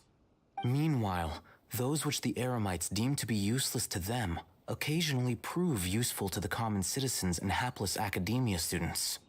Well, I think that about sums it up. Ah, so that's your true objective. With our current arrangement, I don't believe I can offer an answer. You're still resolved. Fine. Let's talk somewhere with fewer people.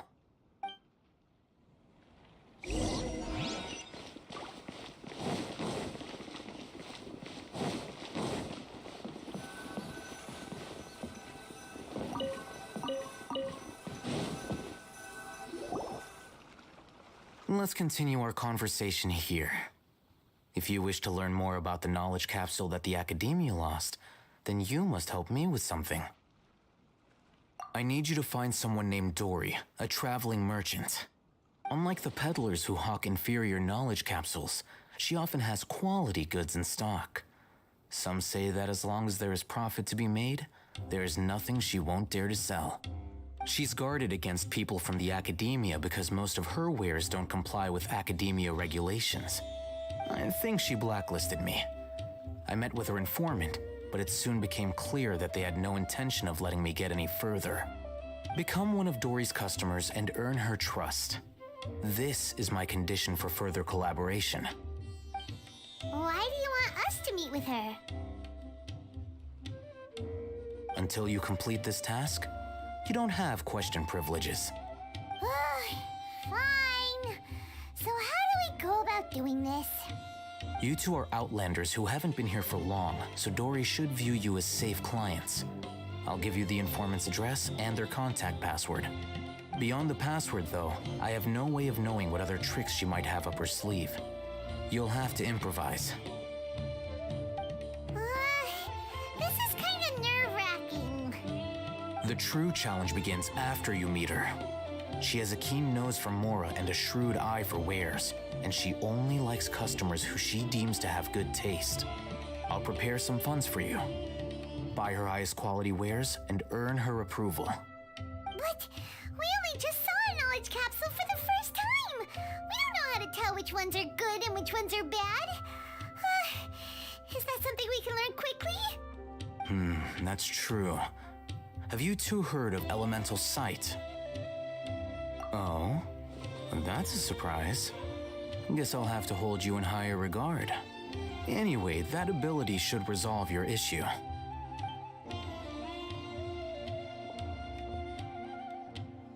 Here are 2 knowledge capsules. Tell me, can you detect any difference in their quality?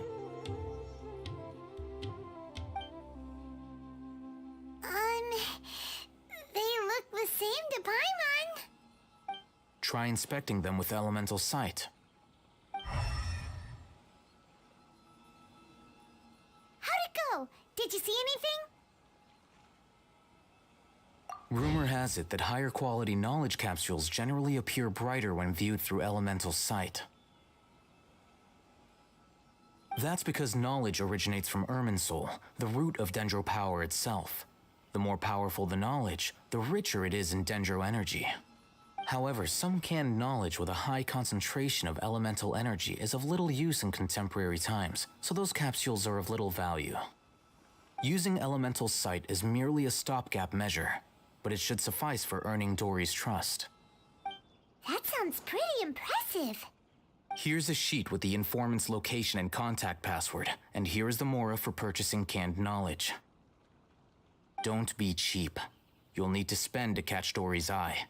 If there's any Mora left over, just keep it.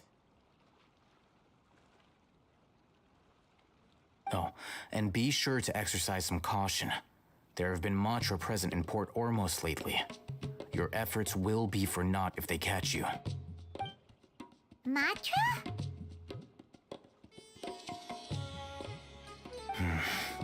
They belong to the Academia's regulatory body. They also handle cases of illegal canned knowledge transactions. Like I said, the academia has banned both their trade and possession.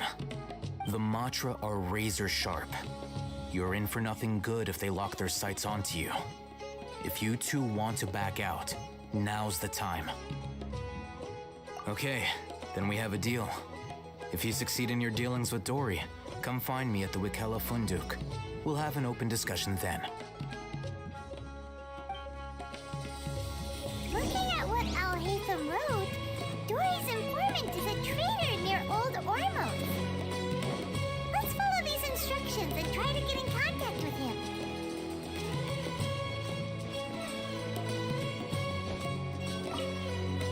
Hello. What are you two looking to buy?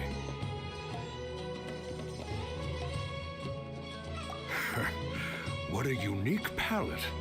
We have unripe horror fruits, but we usually keep them in the back. I'll have someone escort you. Following the paper got us past the first round. Ronak, these two want to buy unripe horror fruits. Show them to the warehouse. Got it. You two, please follow me. You two have a fascinating fashion sense. We haven't seen a customer wearing a Sumeru rose for quite some time. Hold on. Let me think. Sumeru Rose means common merch. No, look again. We're obviously wearing morning flowers. Every ship. My mistake. I do apologize. The seas are calm and that pop quiz sure was scary. The warehouse is up ahead. Please follow me.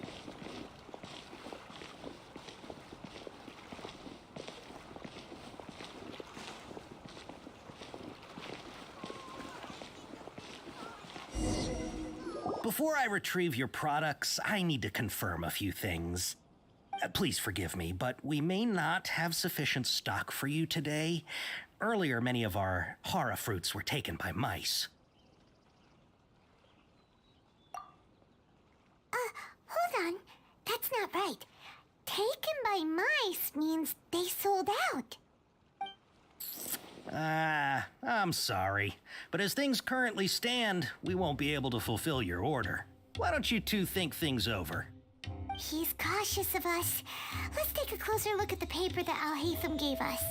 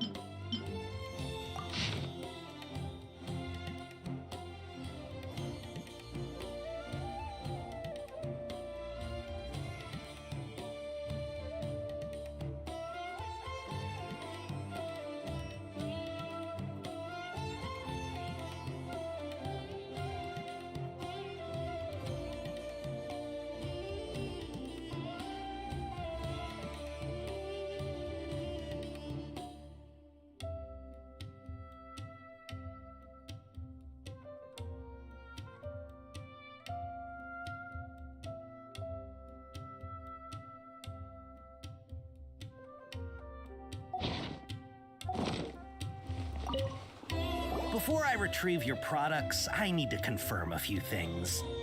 Please forgive me, but we may not have sufficient stock for you today. Earlier, many of our hara fruits were taken by mice. Thanks. If better goods come in, you'll be the first to know. You look like you have some skill. Why don't I pick out some fruits that'll make you dizzy?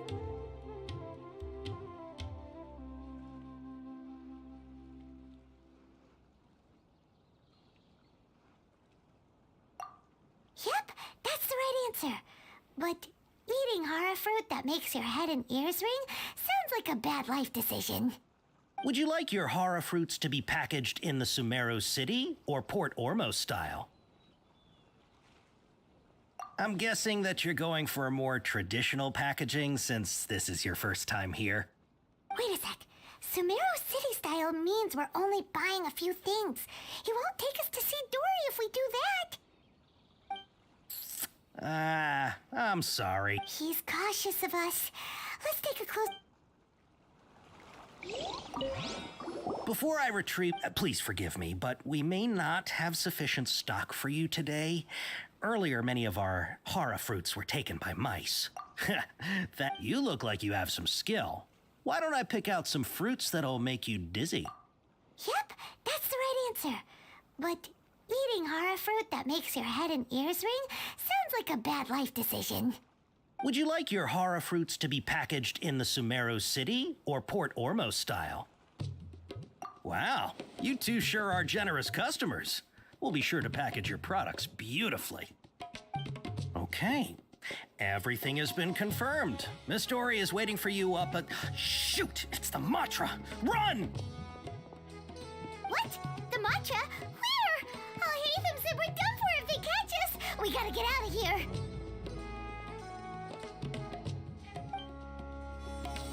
We don't know this area, so let's follow that informant.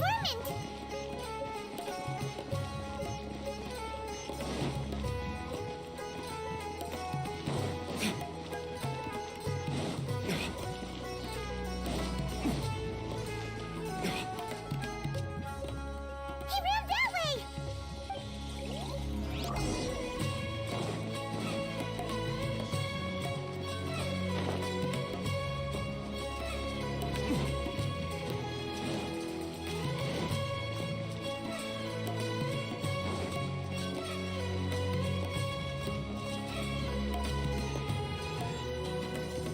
Look, he's over there!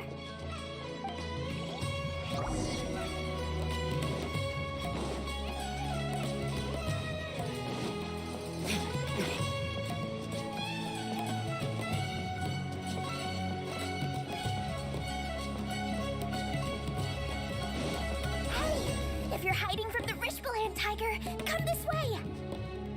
Another password! Huh? Oh, that voice came from... Here, over here. You can stop running now.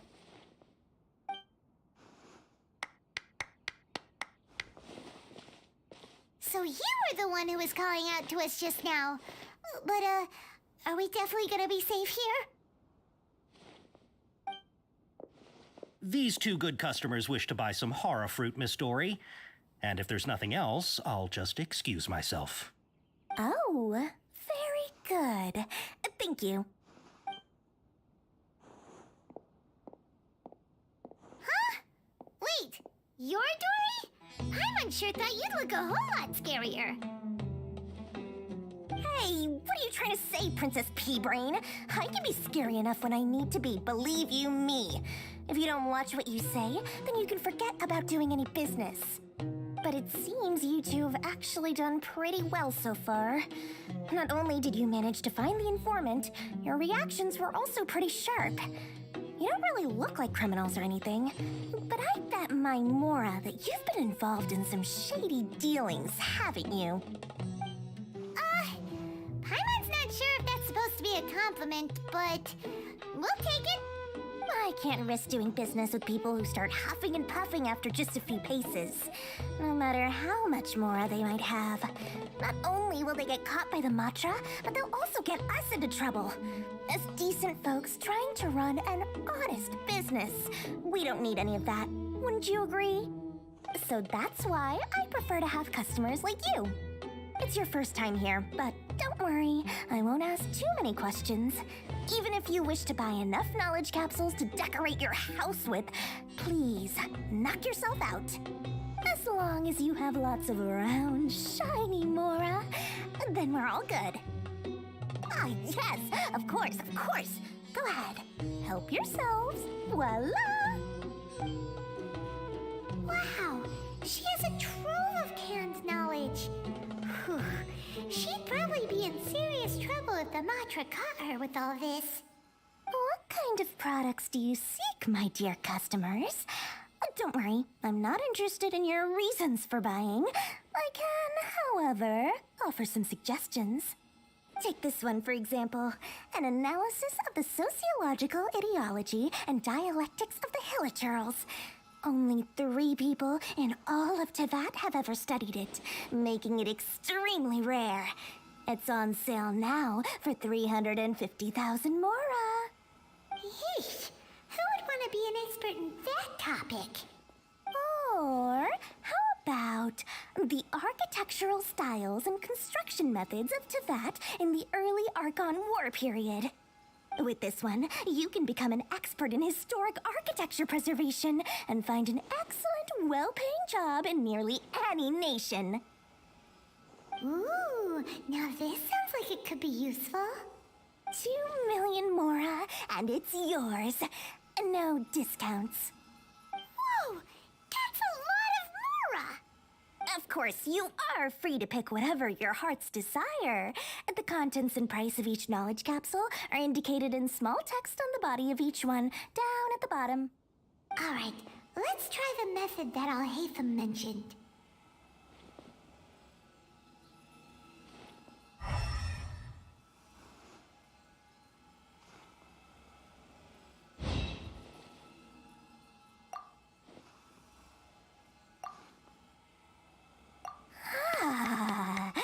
You've really got a good head on your shoulders, and quite the eye for quality. We'll take these, please and thank you. My oh my, you are blessed with a taste for both the exquisite and the extravagant. Customers like you are a rare breed. 1 in 100. No, 1 in 1,000 even. Listen. I have a special offer for you two.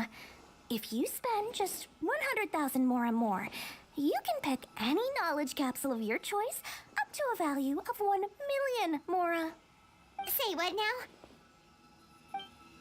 Hey, did you hear that? Spend another 100K and we get a capsule worth a whole million! But all the canned knowledge we just bought is easily worth 500,000 mora. If we spend just a little more, we can get something worth 1 million mora. Isn't that a fantastic deal? Think about it. We've gone to all this trouble to get this canned knowledge. And so far, everything we bought belongs to Al-Haytham. Aren't you even the least bit curious about how this whole canned knowledge thing works? We're talking instant knowledge here. Don't you want to try it yourself? Come on. We still have around 100,000 of Al-Haytham's mora left. So let's put it to good use by finding something useful for you. Ahem. You've got a deal, Dory. We'd like to spend an extra 100,000 mora. Excellent. Then please, select from this fine collection of canned knowledge over here. Hold on a second. Paimon thought we could choose whatever we wanted. Why can't we choose the ones from over there? Oh, but my dear customer, the knowledge capsules over here are worth 1 million mora each. I'm sure discerning customers like yourselves will be able to find something to your liking. Please, take your time. Uh-oh, Paimon has a bad feeling about this. Let's use Elemental Sight again to check these.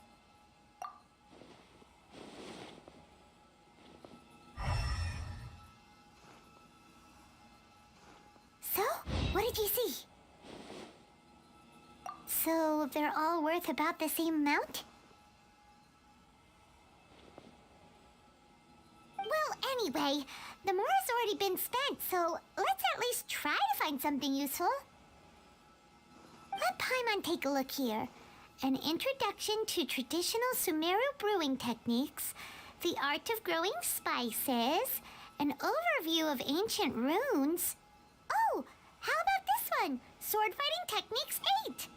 Not sure we'd ever find volumes 1 through 7, but at least this knowledge should be useful, right? Let's go with this. Dory, we'll take this one. All right, very good.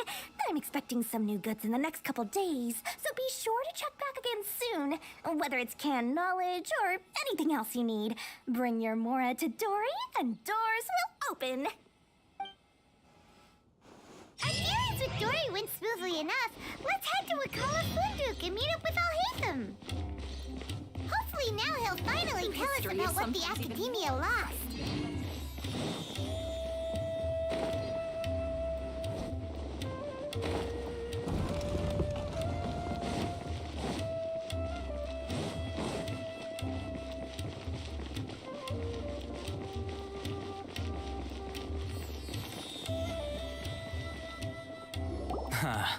You two made it. And from the looks on your faces, you were successful. Whoa, there's so many people from the Academia here. Why would you pick this place as our meetup spot? Well, Wakela Funduk is under the Academia's control, so naturally the Academia has people working here. I came to Port Ormos under the pretense of conducting official business. You're a pretty daring guy. Relax. No one here is interested in anything we say, and the Matcha won't come here. Okay now, tell me how your encounter with Dory went. Okay, we did what you asked. So, can you tell us about the knowledge capsule that the Academia lost now? Before that, I have to ask. Why are you two so intent on tracking it down? You don't have to answer, of course. Yeah, he just wants to meet the God of Wisdom and ask her about something important. We've been in Sumeru for a while now, but we still haven't found a way. When we heard that the Academia had lost something that might be related to the gods, we came here in case it turned out to be our lucky break. In that case, you're on the right track. A short while ago, the Academia lost a knowledge capsule in the desert. It's supposedly a divine knowledge capsule. Use it, and you'll gain the wisdom of the gods. Wow, there's really such a thing as that? Hey, if we find it, do you think we could learn how to meet the Dendro Archon? Ooh, or how to find your sister? I highly doubt it has any mystical properties, but it does indeed exist. And it's right here, in Port Ormos. So, where exactly? That's what we need to find out next.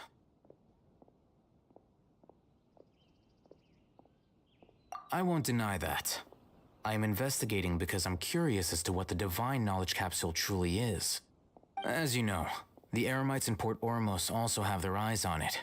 It is an extremely precious item. The knowledge contained within may bring great power or wealth to whoever has it in their possession.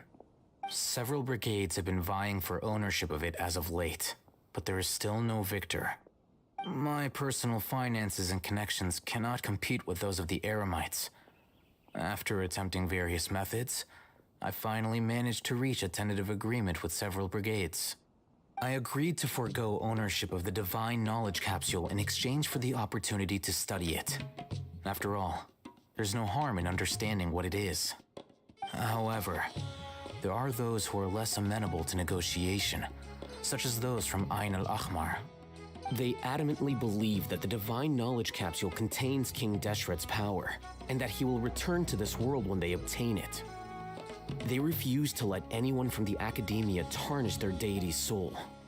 So you kept hounding them because they refused to cooperate with you? Yes. Ain al-Ahmar isn't exactly wealthy, but its members are determined to get that capsule by any means necessary. To that end, they've resorted to many methods more foul than fair in order to amass sufficient funds. So, I've been sabotaging their business to force them into negotiating with me. The divine knowledge capsule should be up for a secret auction within the next few days. Each brigade will place their own bid, and the prize will be covertly given to the winner. To ensure the capsule's security and to evade the mantra's notice, the winning brigade will not publicly disclose their victory. Unless I know whose hands the divine knowledge capsule ends up in, my agreements with them will fall through. Dory is the most reliable source of information, but that avenue was previously closed to me. With you on board now, the situation is different. In other words, you wanted us to befriend Dory so you could find out where the divine knowledge capsule is. Yes, you can say that. But this arrangement harms none of us. The day after tomorrow, go back to Dory and try to purchase information on the Divine Knowledge Capsule's whereabouts. If she has no information, wait 2 days and approach her again. If I get the opportunity to study the Divine Knowledge Capsule, I will relay my findings to you. Will that suffice as compensation? Okay, then we'll meet up in 2 days. Haytham, before you go, we actually bought a knowledge capsule for ourselves, but we're not sure how to use it. You two want to try using a knowledge capsule? Sure, I can teach you. Doing so right under the Academia's nose is a bit problematic, though. What do you say we head to the outskirts of town?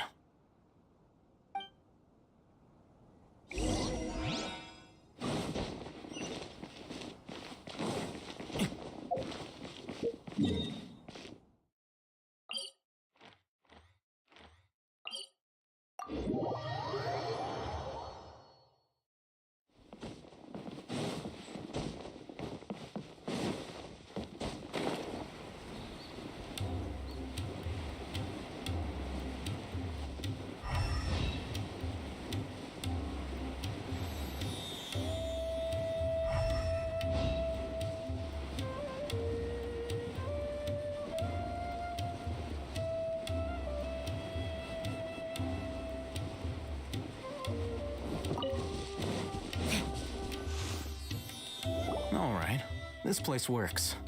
Show me the capsule you purchased. Here. Sword Fighting Techniques 8. Huh. A combat class knowledge capsule. This class is something of a rare find these days, since most have been taken by the Eremites to augment their battle capabilities. Really? Ah, yeah, what a great buy! If you want to determine the efficacy of this capsule, I can evaluate your combat ability. However, effects will likely be minimal if you already possess a high amount of strength. We can conduct a controlled experiment where you fight 2 battles, one before using this knowledge capsule and one after. While you fight, we can use an Akasha terminal to monitor your various physical parameters. There may be variances in your physical strength between the 2 tests, as well as a disparity in your opponent's abilities. But don't worry, I'll run statistical analyses afterward to mitigate any confounding effects. Wow! Haytham! You must have been one of those guys at the Academia who got top grades on everything. Paimon's curious about something, though. You definitely weren't one of those students who needed canned knowledge to graduate from the Academia, right? So why are you risking getting caught by the mantra for this capsule? When you are unable to understand a researcher's actions, most cases can be attributed to curiosity. This is but one theory. Sounds like you're trying to avoid the question. All right, let's begin the test. Just fight as you normally do.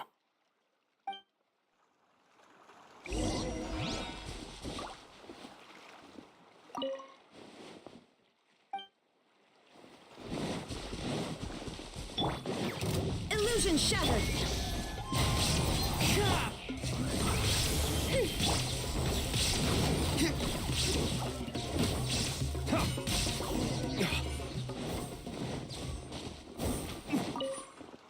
All right, I'll link your Akasha terminal to record data.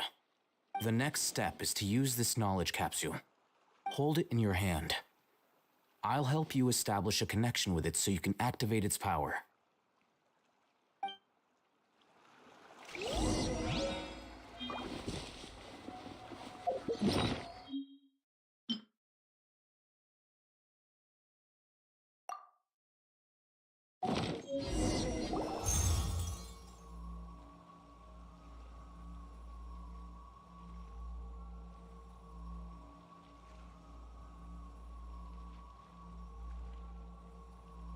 Hey, how are you feeling? You mean that it worked? All right, time for round 2. Fight with the same composure as before.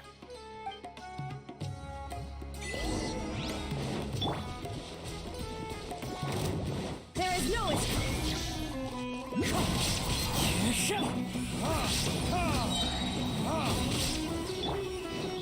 Time to go.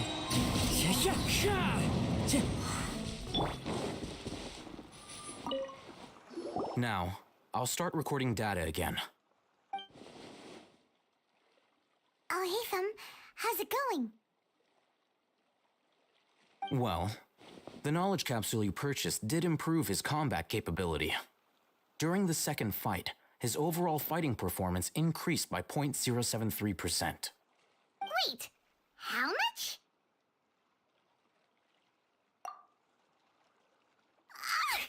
Dory's such a jerk! She totally scammed us! 1 million mora? This thing isn't worth a tenth of that amount! Of course, this could be because he is so powerful that the capsule's contents were unable to produce a substantial increase. At the very least, this test allowed me to gain more insight into you two. Our deal seems increasingly worth my investment. I'm heading back to Ikela Funduk. I await your response in 2 days' time. This is Mora for when you ask Dory for information. Pay her as much as she requests.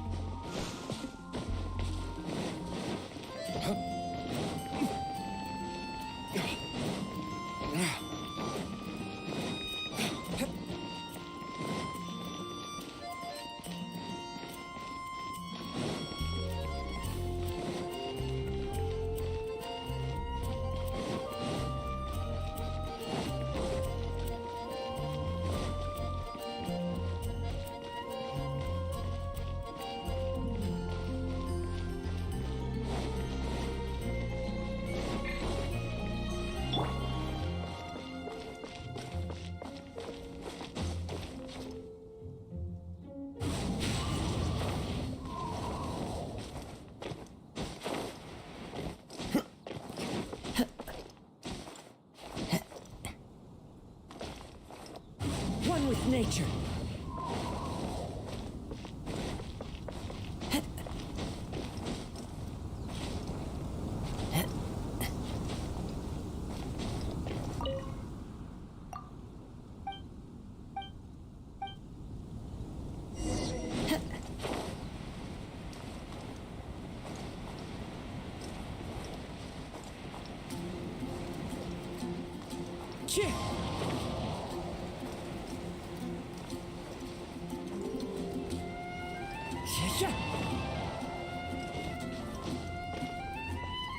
Clouds high, the birds call.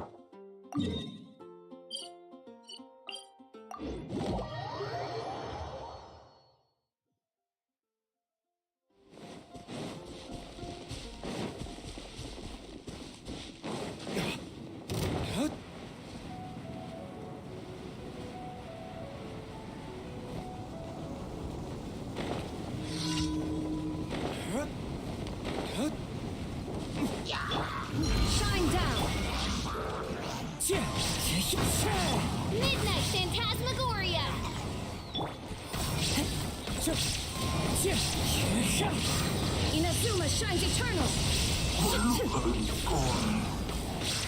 There is no escape!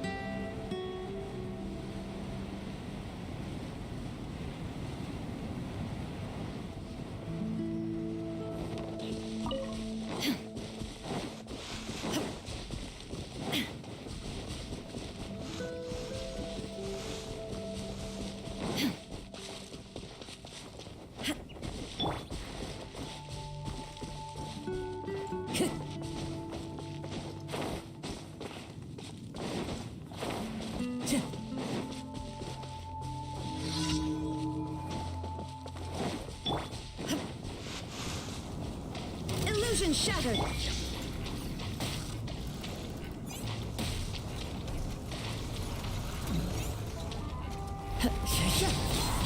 Fallen leaves, adorn my night! As you wish, mein Fräulein.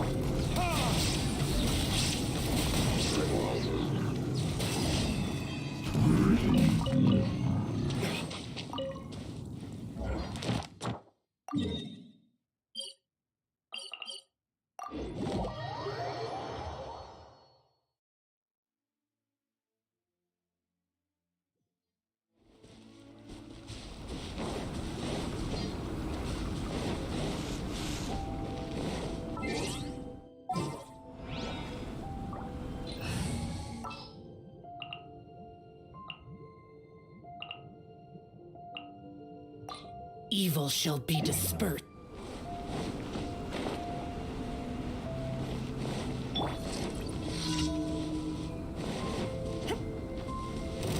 There is no escape! Another.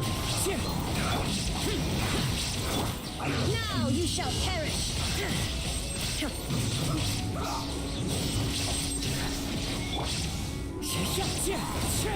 As one with wind and cloud.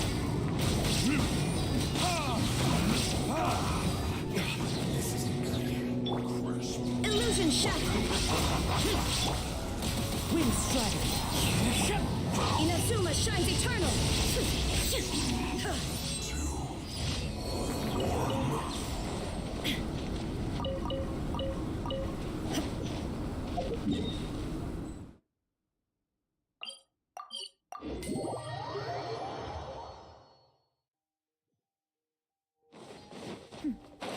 Clear skies can do nothing to hide the...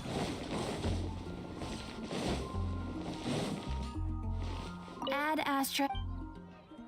Thank you for Ad At.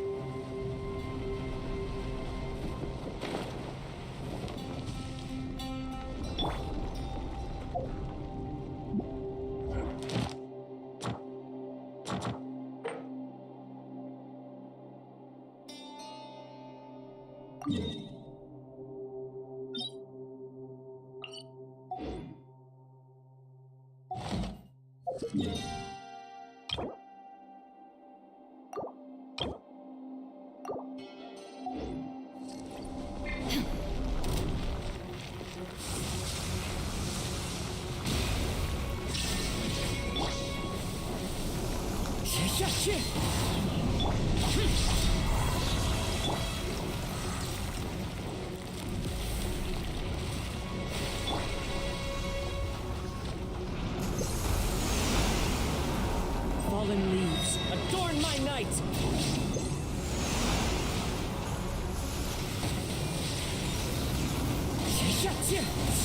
Useless! Evil conquering! Here!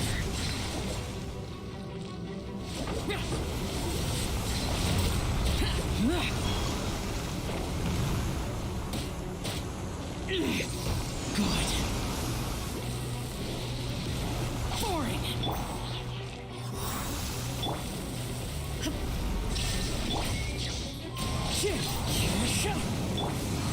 Time for retribution!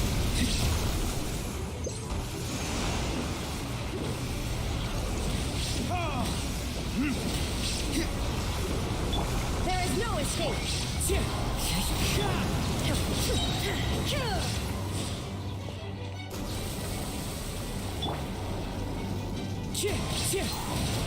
Illusion shattered!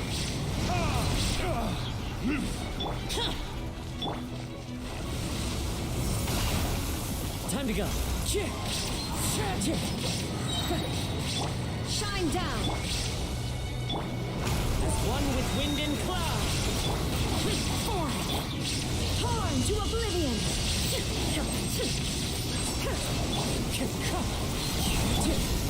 Verdict is...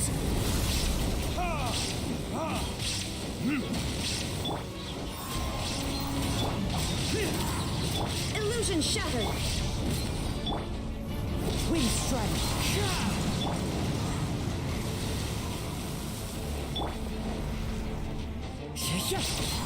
Fallen leaves, adorn my nut.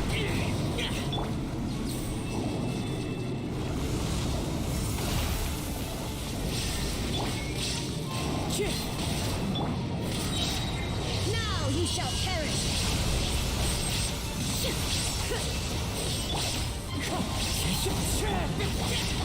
Lament! Worthless!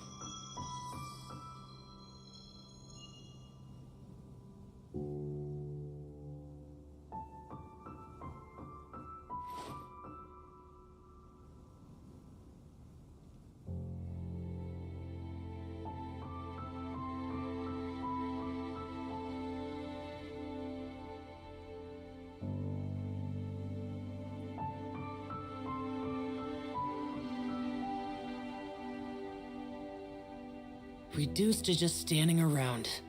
How absurd.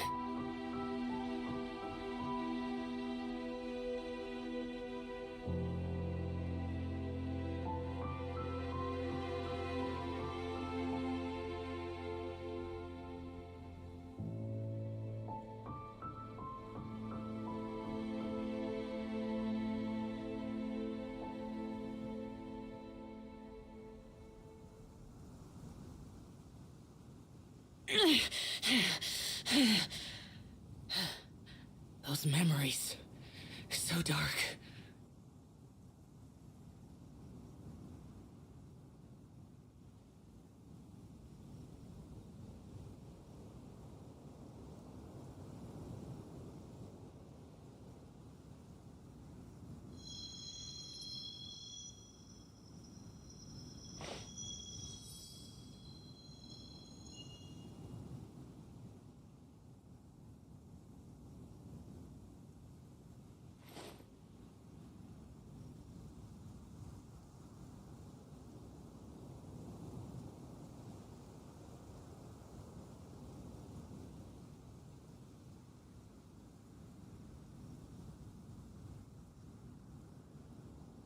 The damned will sooner die again than lay a hand on me.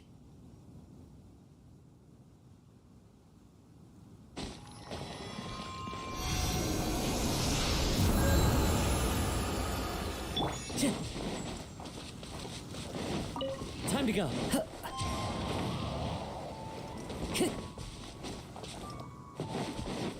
Follow the wind.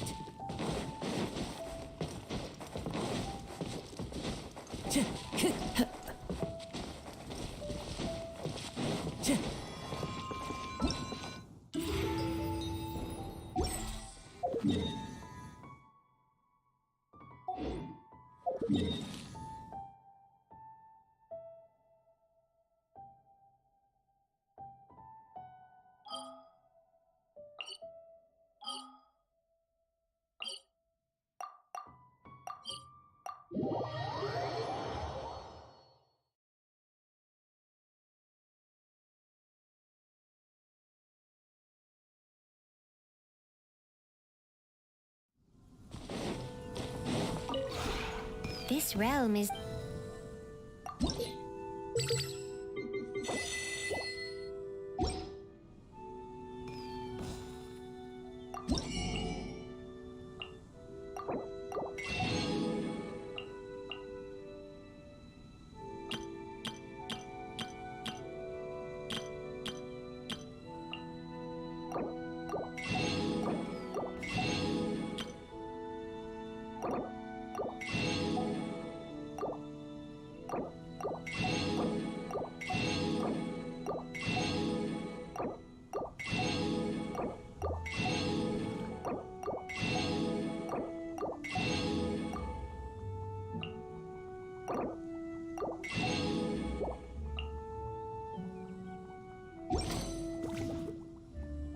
If you ever...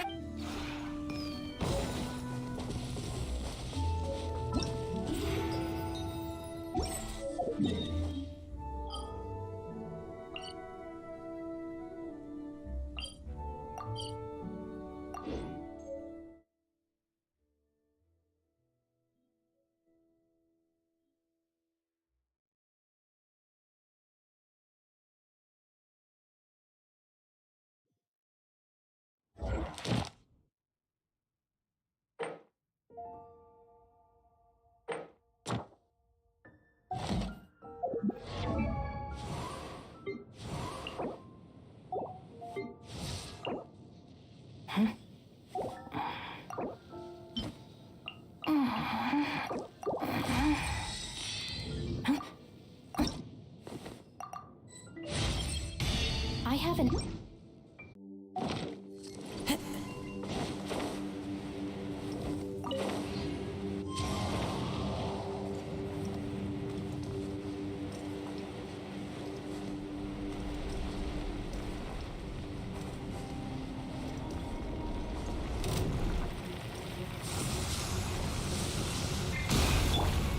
There is no escape! Time to go.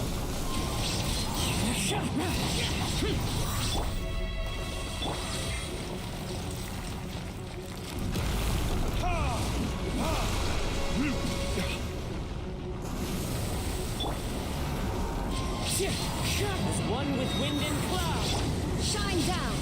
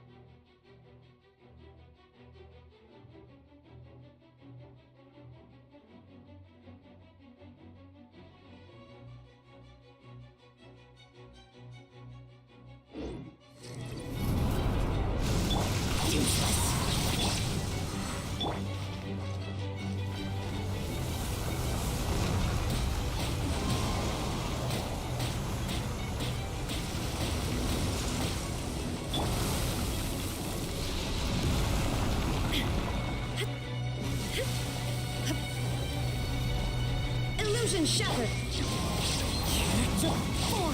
Useless. Evil conquering.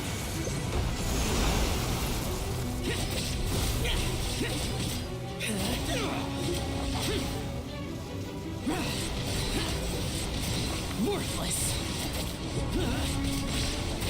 Worthless. Shine down! Torn to oblivion!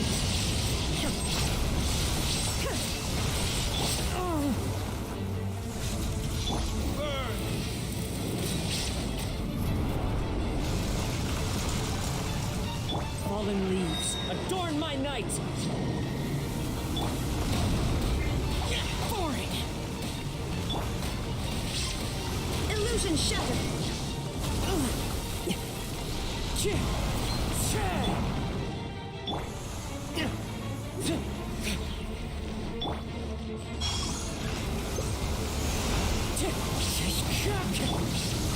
Useless! Shine down! Lament!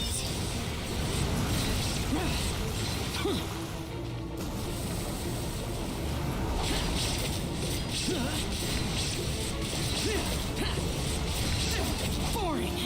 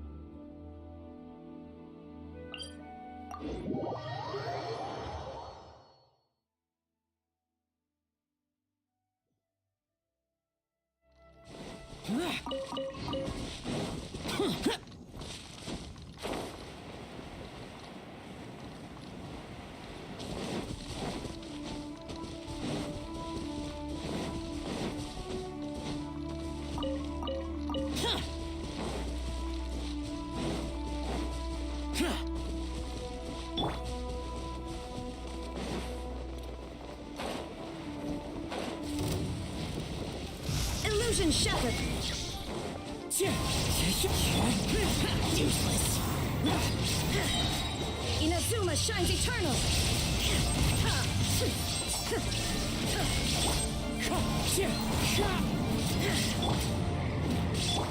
Clouds high. The birds come!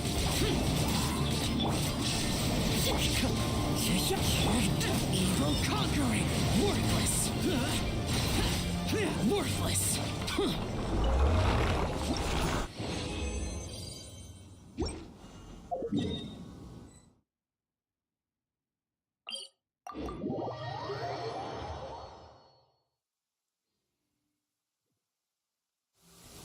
demons do not stop in rain. Move.